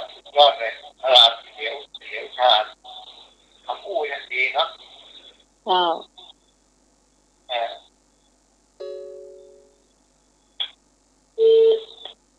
ขอบคุณครับหลวงตาอันนี้ก็เฮ็ดแก้ด้วยเฮ็ดอันนี้เกี่ยก้อมเนี่ยเกี่ยก้อมเดียวหมดอันก้อมเซลว่ะเฮ็ดก็มีครั้งหนึ่งมีเสือลายขัดฝอนตัวหนึ่งไปนอนอยู่พื้นต้นไม้นอนอยู่ใต้ต้นไม้แต่พอดีว่ากิ่งไม้หักตกเข้าไปตัวมันก็เลยเครียดบอกว่าต้นไม้เส้นหักกิ่งเข้ามาใส่ขณะนี้ตัวเก่ากำลังรับขอเปิดมาเอาแต่ขอไผ่มาฟันไม้ไปเก็บจำเพื่อเขาฟันไม้ต้นนี้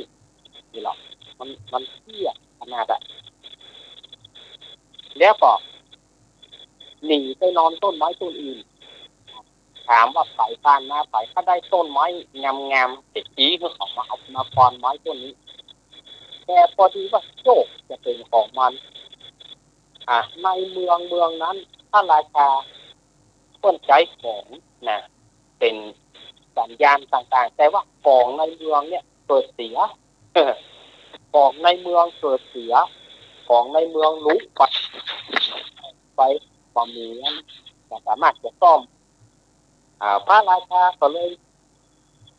รับสั่งให้คนทั้งหลายไปเสาะต้นไม้อันงามๆเพื่อจะเอามาแต่งของหมู่เสนาอามาตย์กับเตียวไปกับไปหันเข้าใส่เสือก็เลยถามว่าจะไปที่ไหนเขาก็บอกว่าจะไปเอาไม้จะไปเอาไม้มาแต่งของเสือเนี่ยก็เลยชี้ต้นไม้ต้นนั้นบอกว่าโอ้เนี่ยหมู่เพื่อนทั้งหลายถ้าไม้อื่นนะเอาแต่งของไปดิมีไม้ต้นพุดเนี่ยตรงข้ามเนี่ยเอาไม้ต้นนี้แต่งของแล้วเสียงจะดีเจ้าว่าหมู่เสนาอามาตย์ก็เลยไปถึงต้นไม้ต้นนั้นจะปอนละต้นไม้ต้นนั้นก็เลยถามว่าแล้วได้หนังหุ้มหรือยัง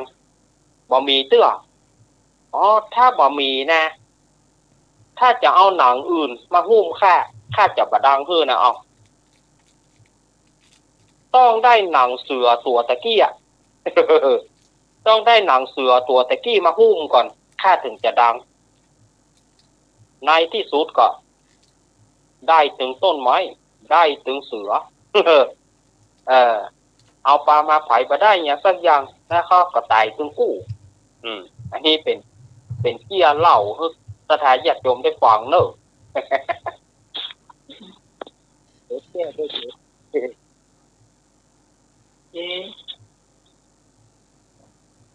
เจ๊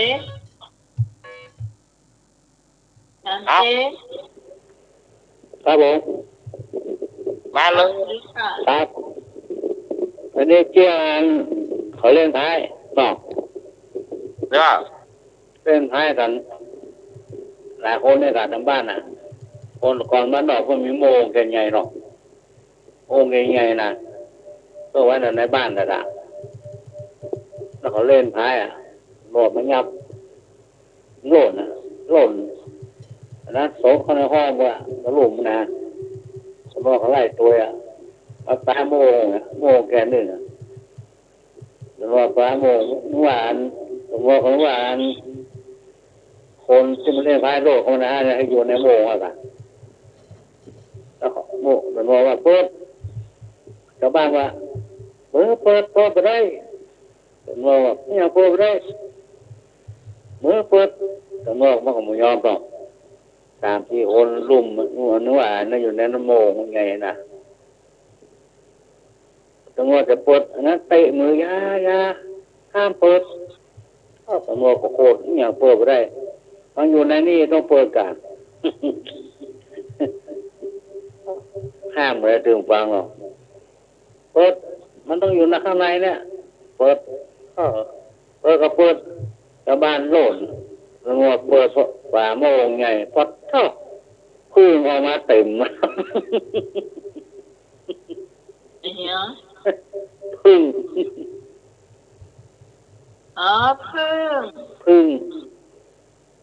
พึ่งอยู่ในโมงอ่ะเนาะพึ่งฝนครับเปิดฝาโมงพึ่งมาเท่าคนละพึ่งไล่คบงวดเรื่อย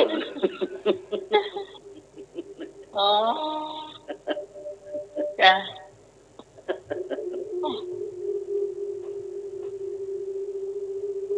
งวดโลดตัวยาตัวยาดึงเกี่ยวว่าตอนนั้นอยู่ในห้างไงล่ะโอ้เป็นใหญ่ๆเลยล่ะก่อนนะก็มีป่าปิดหรอกมันต้องอยู่ข้างในเนี่ยทำไมห้ามเปิดพวกเรือก็รู้หรอยาได้เปิดป่าก็พึ่งออกมาไล่ขบนวลเรื่อย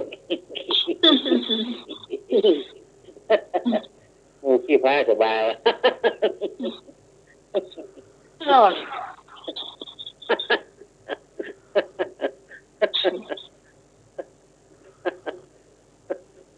พึ่งมาช่วยเขาอันสมัครขึ้นมาใช่ไหมแต่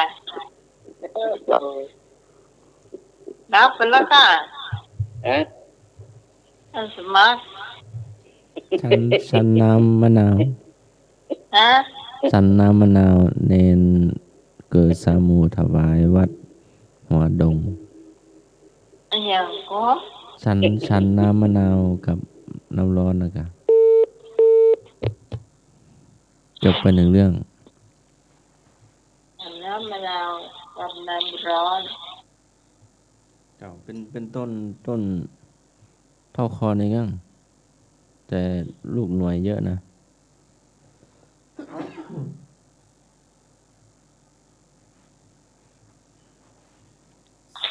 นี่ก็ท่านส หัว มัย ดง เมีย อำเภอหางดง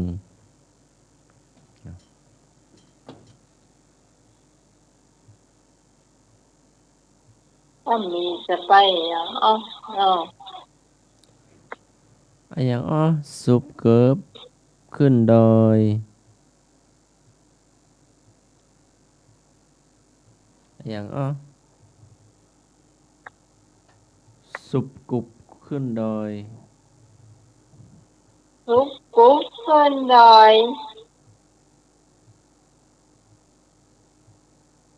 อย่าง อะไรเอ่ย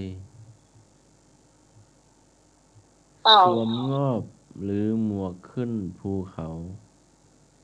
ฮะ เป็นคำถาม2คำถาม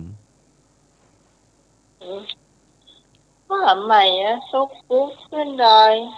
ทุกกุ๊กขึ้นดอยอีก อะไรเอ่ย สวมสวสวมงอบหรือหมวกขึ้นภูเขา มาเข้าใจสิ้นท่านสมัครถามเนี่ยเข้าใจอ่ะนั่นพี่ฟังไม่ยังเข้า เส ใจ ลยเต่า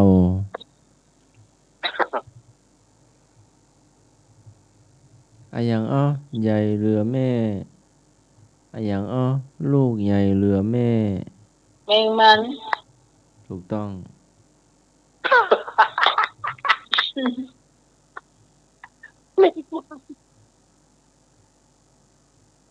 มันช่วยตอบเนอะคุณผู้ฟัง อะอย่างรักก็จูบบ่รักก็จูบ หอยจุ๊บ ถูกต้องหอย อ๋ออีร้อย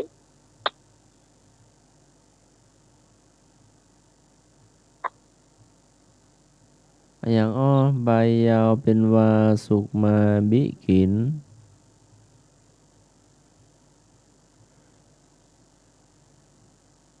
กล้วย กล้วยถูกต้อง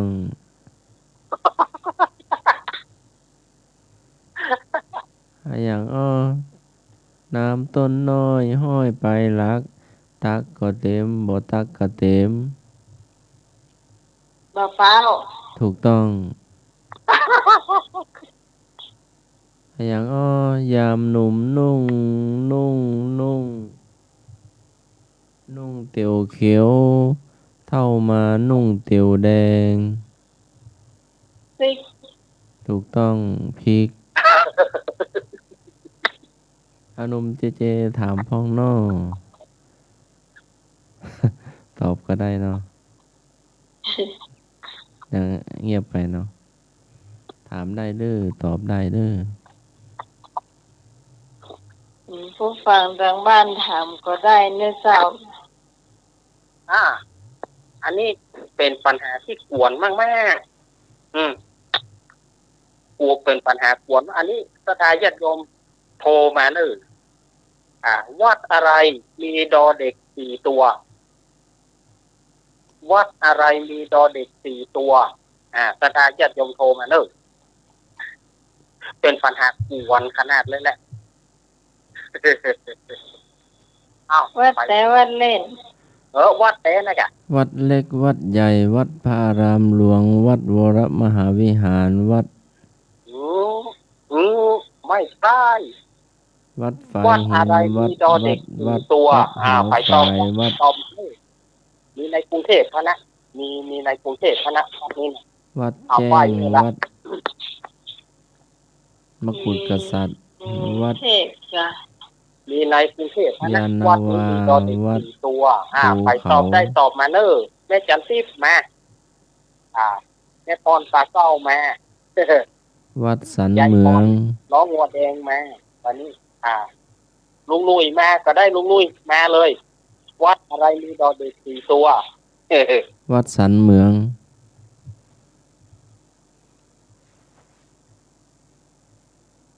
อ้าวไอ้นักเสียต้อง อาจารย์นักเสียต้อง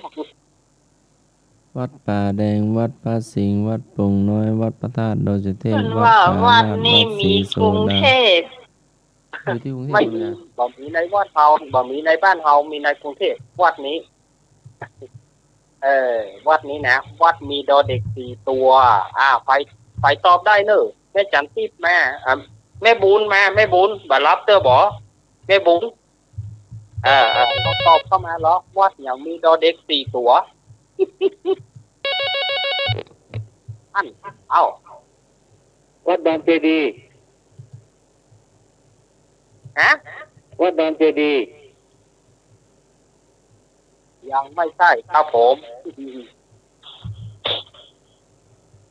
ดอเด็ก4 ตัวนะครับ วัดมีดอเด็ก4 ตัว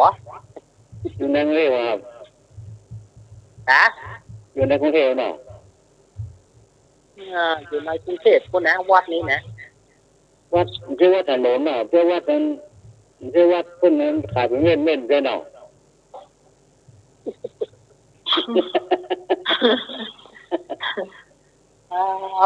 โอ้ ชื่อ ใน ว่าแอล กรุง เนาะ เทพมี ครับชื่อว่าแอลดอเด็กเนาะ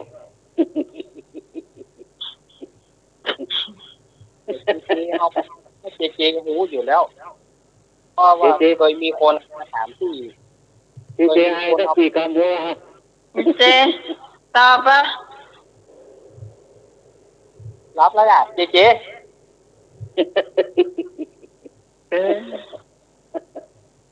ว่าแล้วรับ บรรยากาศดีเนาะ วัดปทุม วันพุธ ธา แก นี จะไปฉีดวัคซีนเข็ม 2 วัด วัดดอเด็ก4 ตัววัด ไปต้องไปท่องเอาบอถ้าปัดจะตอบได้จะเฉลยแล้วนะถ้าปัดจะตอบเอาเฉลยบอ เจ้า วัดนี้วัดอะไรมีดอเด็ก4 ตัวตามเฉลย วัดดีดวด ฮะ ฮะ วัดดีดวด วัดดีด่วน วอไม่หารดอ1 ละ 1 ตัวละแล้วก็ดออีดีแล้วก็ดอวอดอดวดอีดวดมันอยู่ในกรุงเทพคนน่ะแต่บอกว่าอยู่จุดไหน อันนี้เคยมีคนมาถามอาตมา วัดไอ้ยังบะหมี่เมื่อคืน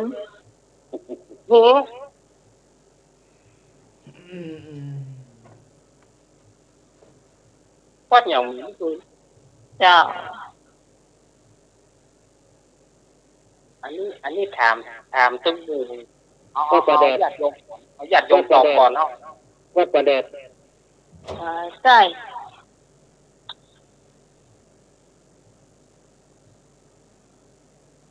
แดดมีจ้ะเมื่อคืนแม่วัน วัดหนึ่งเหม็นเมื่อคืนนี่แหละ เจ้า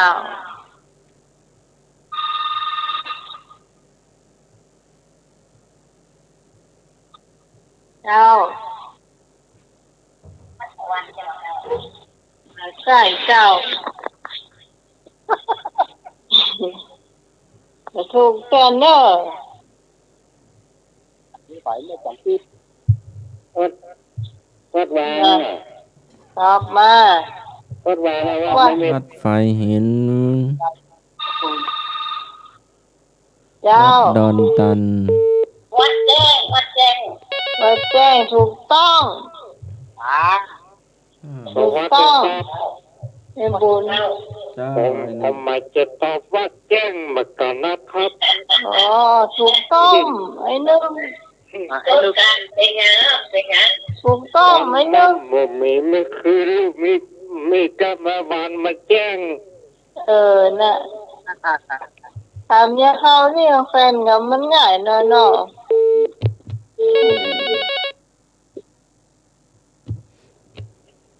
เจ้า ครับผมว่าไหนมีราคา ฮะ วัดอะไรไม่มีราคา วัดหรูวัดหลังคาหรู วัดสาหิน ม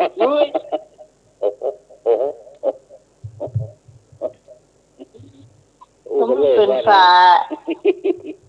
ปากกระบุน ฝา ฮะ ฝาหินน่ะ วัดอะไรไม่มีราคา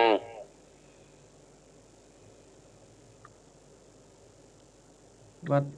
สร้างหมดแล้วโควิดมา รถทอดข้าวป่าครับ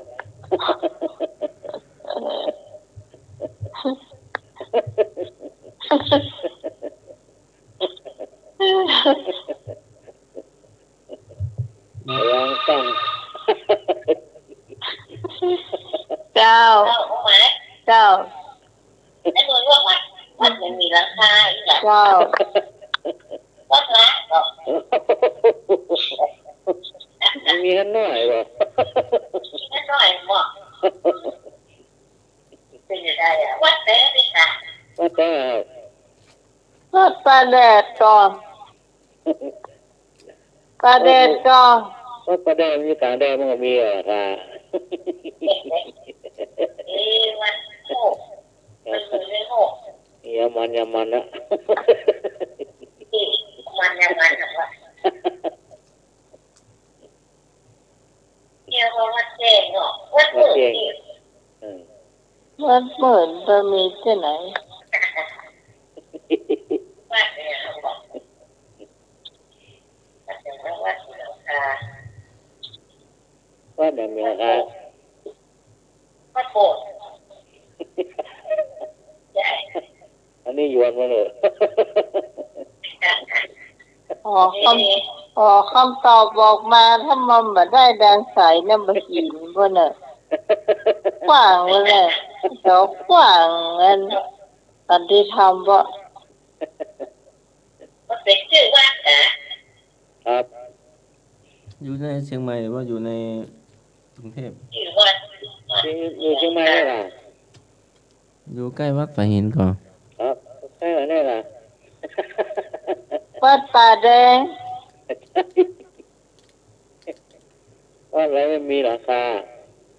วัดนี้มีเจ้าวาดก่อน เจ้าวาดมันมีก่ะ มีเนนน้อยก่อน มีสักอย่างนะ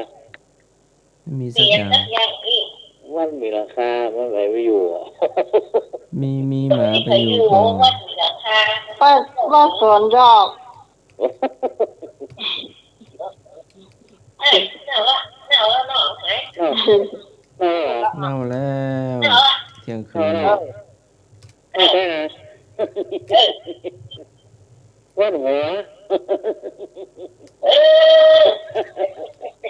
เอาไม้หน้าสามไป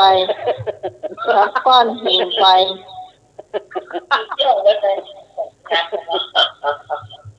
มีไอ้อะวัดเนี่ย เอ๊ะเจ้า มันต้องวัดเต้ๆค่ะว่าจะอีมาถามกันนี่ต้องไม้หน้าสาม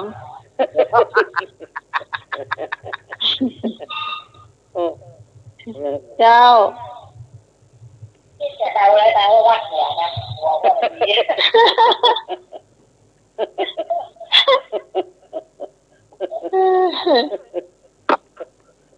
มาได้เรื่องให้หนุ่ยถามเจ้า ตัวแห้งก็ไม่ตอบหรอ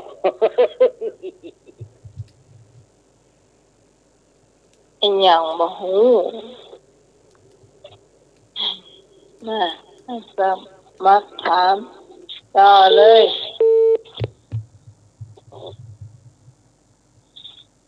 ช่ออายังสูงที่สุด ชอบฟ้า ถูกต้อง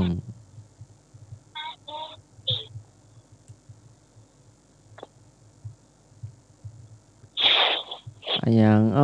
ไปก็ว่าแม่มาก็ว่าแม่อย่างไปก็ว่าแม่มาก็ว่าแม่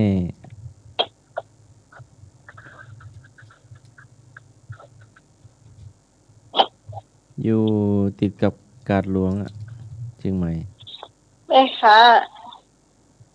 ติดกับกาดหลวงเชียงใหม่เลยมีอยู่ใต้สะพานนั่นแหละ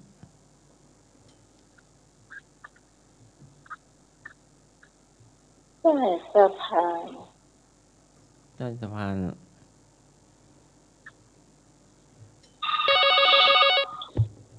พร้อมกันเจ้าครับแม่ปิงแม่น้ำถูกแม่ต้องน้เจ้าครับนี่ใครนี่แม่ยังเจ้าเจ้าว่าแต่ว่าไม่จริงอะไรจริง เจ้าแม่ ผัว จะ ไหม ปิด ผัวครับว่าได้การได้หวานบ่ดีอ่ะ อืม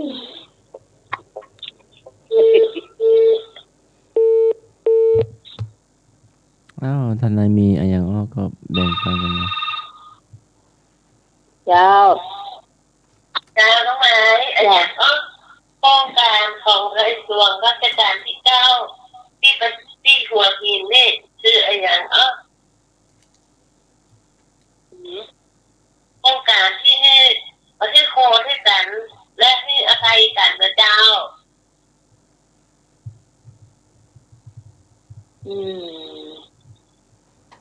ช่างอย่างใช่แล้วช่างอย่างครับช่างหัวมันข้างหัวมันนี่ว่ะถูกต้องให้คะแนนตัวเลยโอ้พี่พรเอามาถามช่างหัวมัน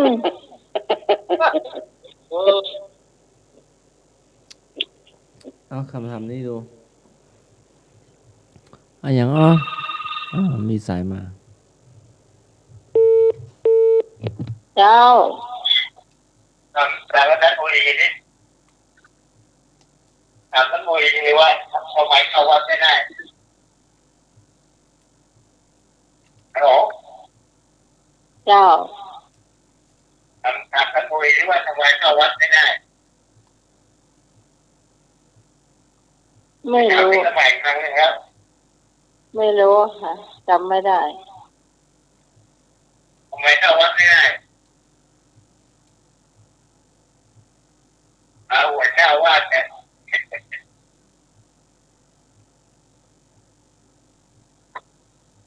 ไอ้หน่วยเพิ่นวางสายไปแล้ว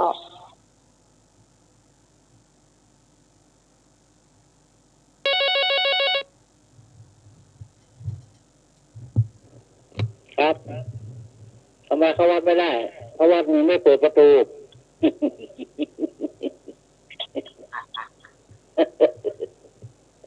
ถูกกับเจ้า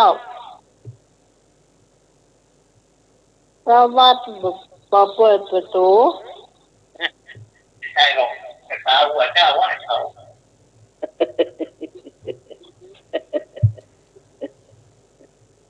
ลูกฝ่ายเนาะ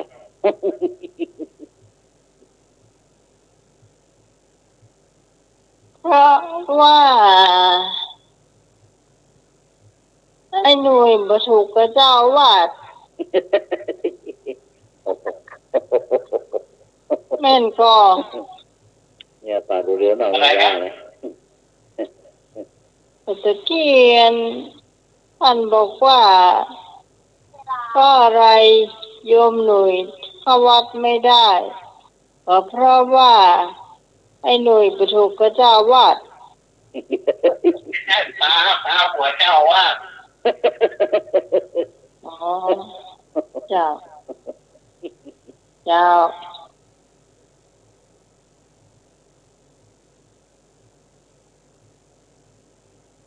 มาไอ้หนูถามมาเลย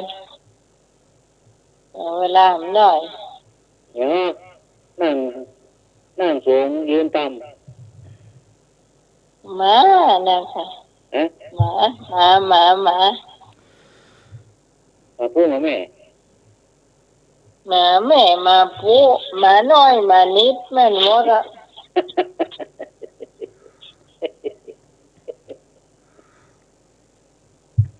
อย่างอ๋อต่ำกว่าดินเอาไม้แม่นกิน ฮะ อย่างอ๋อต่ำกว่าดินเอาไม้แม่นกิน ต่ำกว่าดิน เอาไม้แม่นกินเอาไม้เอาไม้แม่นกิน ต้องใช้ไม้แม่นเอา มันต่ำกว่าดินได้ไง ก็ต่ำกว่าในดินนั่นแหละ มันอยู่ในดินกะ มันอยู่ในดินต้องเอาไม้มาแม่นก่อน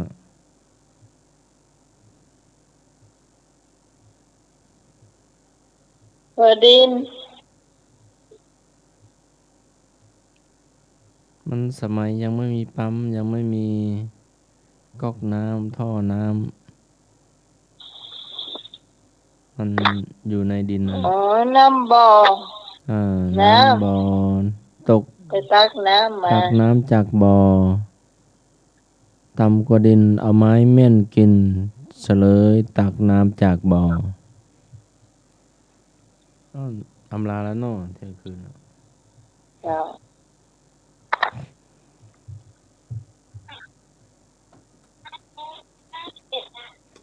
เจ้า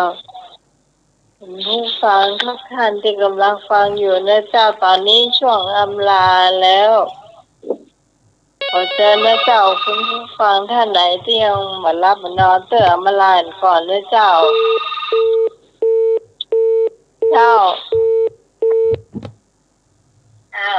ราชการค่ะอาจารย์สมัครนะเจ้า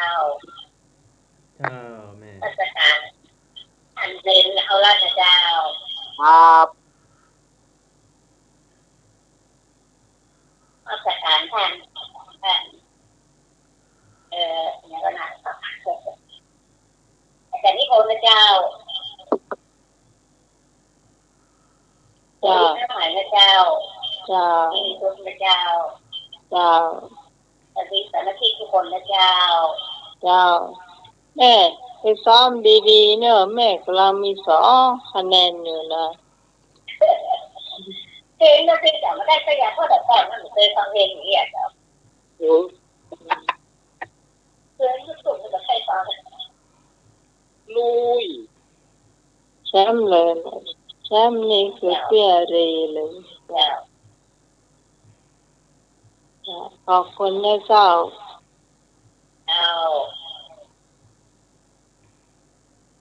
มาคุณผู้ฟังท่านไหนยังมารับนอนเสื้อมา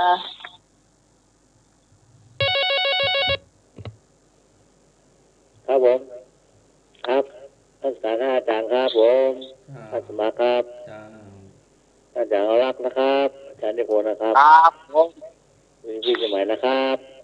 เจ้าธรรมะตาแค่ทุกท่านนะครับรับดีฝันดีครับอายุยืนยาว100 ครับลุกมาก็ยิ้มมาเลยครับสวัสดีครับผมเจ้าพี่หนุ่ม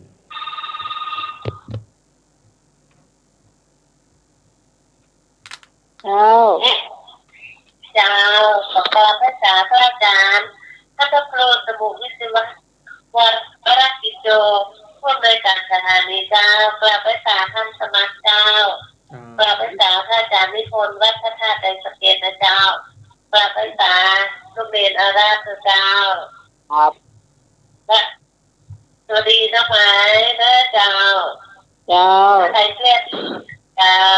ธรรมะใครเครียดทุกท่านน้องเจเจโดยเนอร์น้องเจเจวิทย์จะไปถ้าจะมีเสียงมาก่อนเนี่ยกล้าทำรับเสื้อเนี่ยแต่ว่าจะต้องมาก่อนเนี่ยตอนสุดท้ายอ่ะวันนี้ขออนุญาตร้องเพลงแชร์เมตตาปักนอนนะน้องไมเนอร์วันนี้มันอืดท้องกระเพาะ เจ้า จะก่อนเข้านอนหลับไปได้คืนนี้ขอจงตั้งฤดีไว้เมื่อ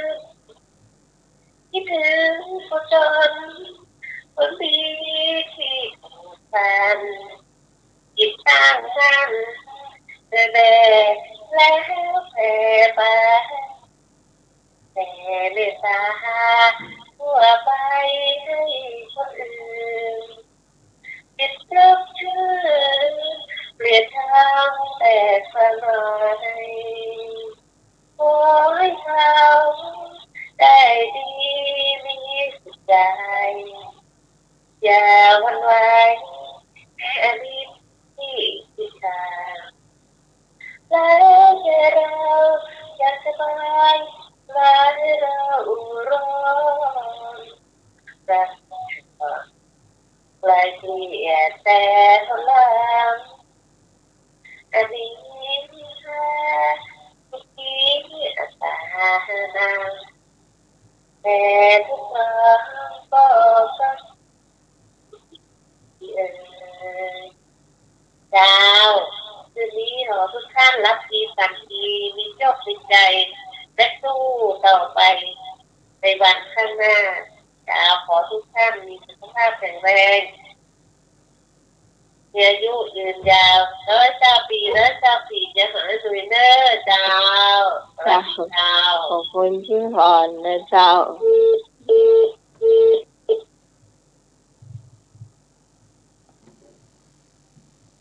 มาคุณผู้ฟังนะเจ้าเตรียมมารับมานอนเตื้อ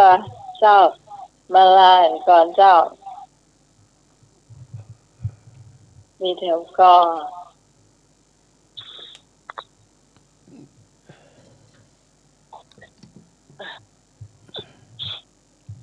เอา3 รอบ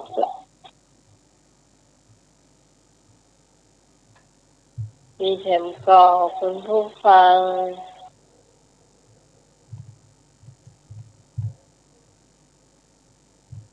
ถ้าแบบมีก็เฮ้ยแต่ไม่แน่นอน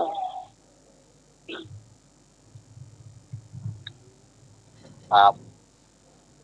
วันพรุ่งนี้วันโกน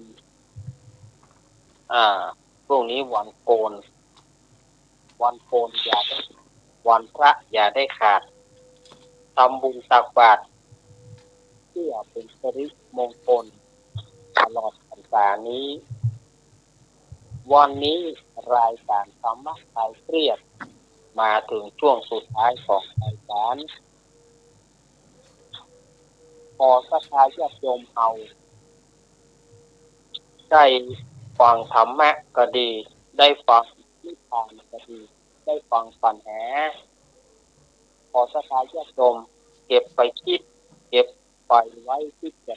พิจารณาแล้วก็สิ่งใดที่ดีก็เก็บไว้สิ่งใดบ่ดีก็กว้างไปศรัทธาญาติโยมได้ฟังธรรมะขอให้มีความสุขกายมีดวงตาธรรม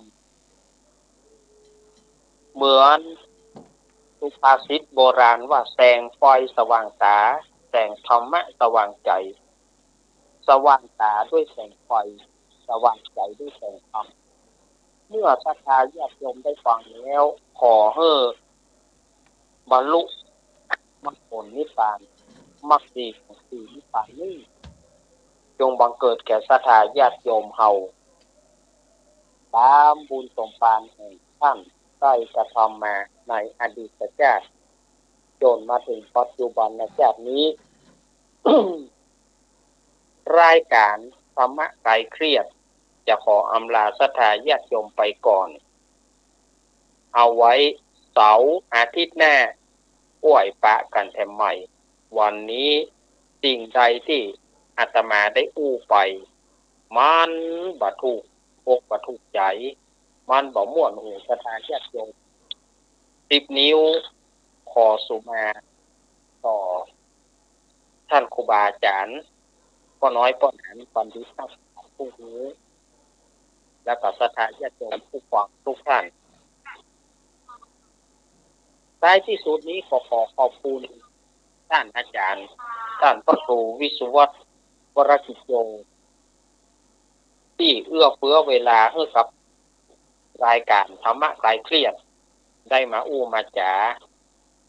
ได้นำเอาสิ่งละอันปันละน้อยมาอู้กันในวันนี้ขอขอบคุณครับขอขอบคุณท่านอาจารย์สมัครยานศรีโลครับผมแล้วก็ขอบคุณโยมปี่พิสมัยที่เอื้อเฟื้อเวลาให้กับอาตมาภาพได้นำเอาสาระต่างๆมาอู้มาจ๋าในวันนี้ แล้วก็ขออนุโมทนากับทีมงานธรรมะคลายเครียดทุกท่านที่มาร่วมกันสร้างสีสันในวันนี้อาตมาภาพจะได้นำรายการอำลาศรัทธาญาติโยมไปก่อนเสาร์อาทิตย์หน้าก้อยปากันใหม่โชคดีจงเป็นของศรัทธาญาติโยมทุกท่านเนออายุวันนะสุขภาพปฏิภาณธนสารสมบัติเหมือนกันทุกผู้ทุกคนนั้นจงจักเออภิวาทนาสีริสานิจังวุธาปัจจายโนจัตตารโอธรรมวัฏันติอายุวันโนสุขังพระลังสาธุ สาธุ ขอบคุณอาจารย์เอารักทันโยนันจากวัดสันเมืองตำบลเวียงหนองล่องอำเภอเวียงหนองล่องจังหวัดลำพูนที่มาช่วยกันจัดรายการธรรมะคลายเครียดในค่ำคืนวันนี้นะเจ้าต่อไปเป็นท่านสมาเจ้า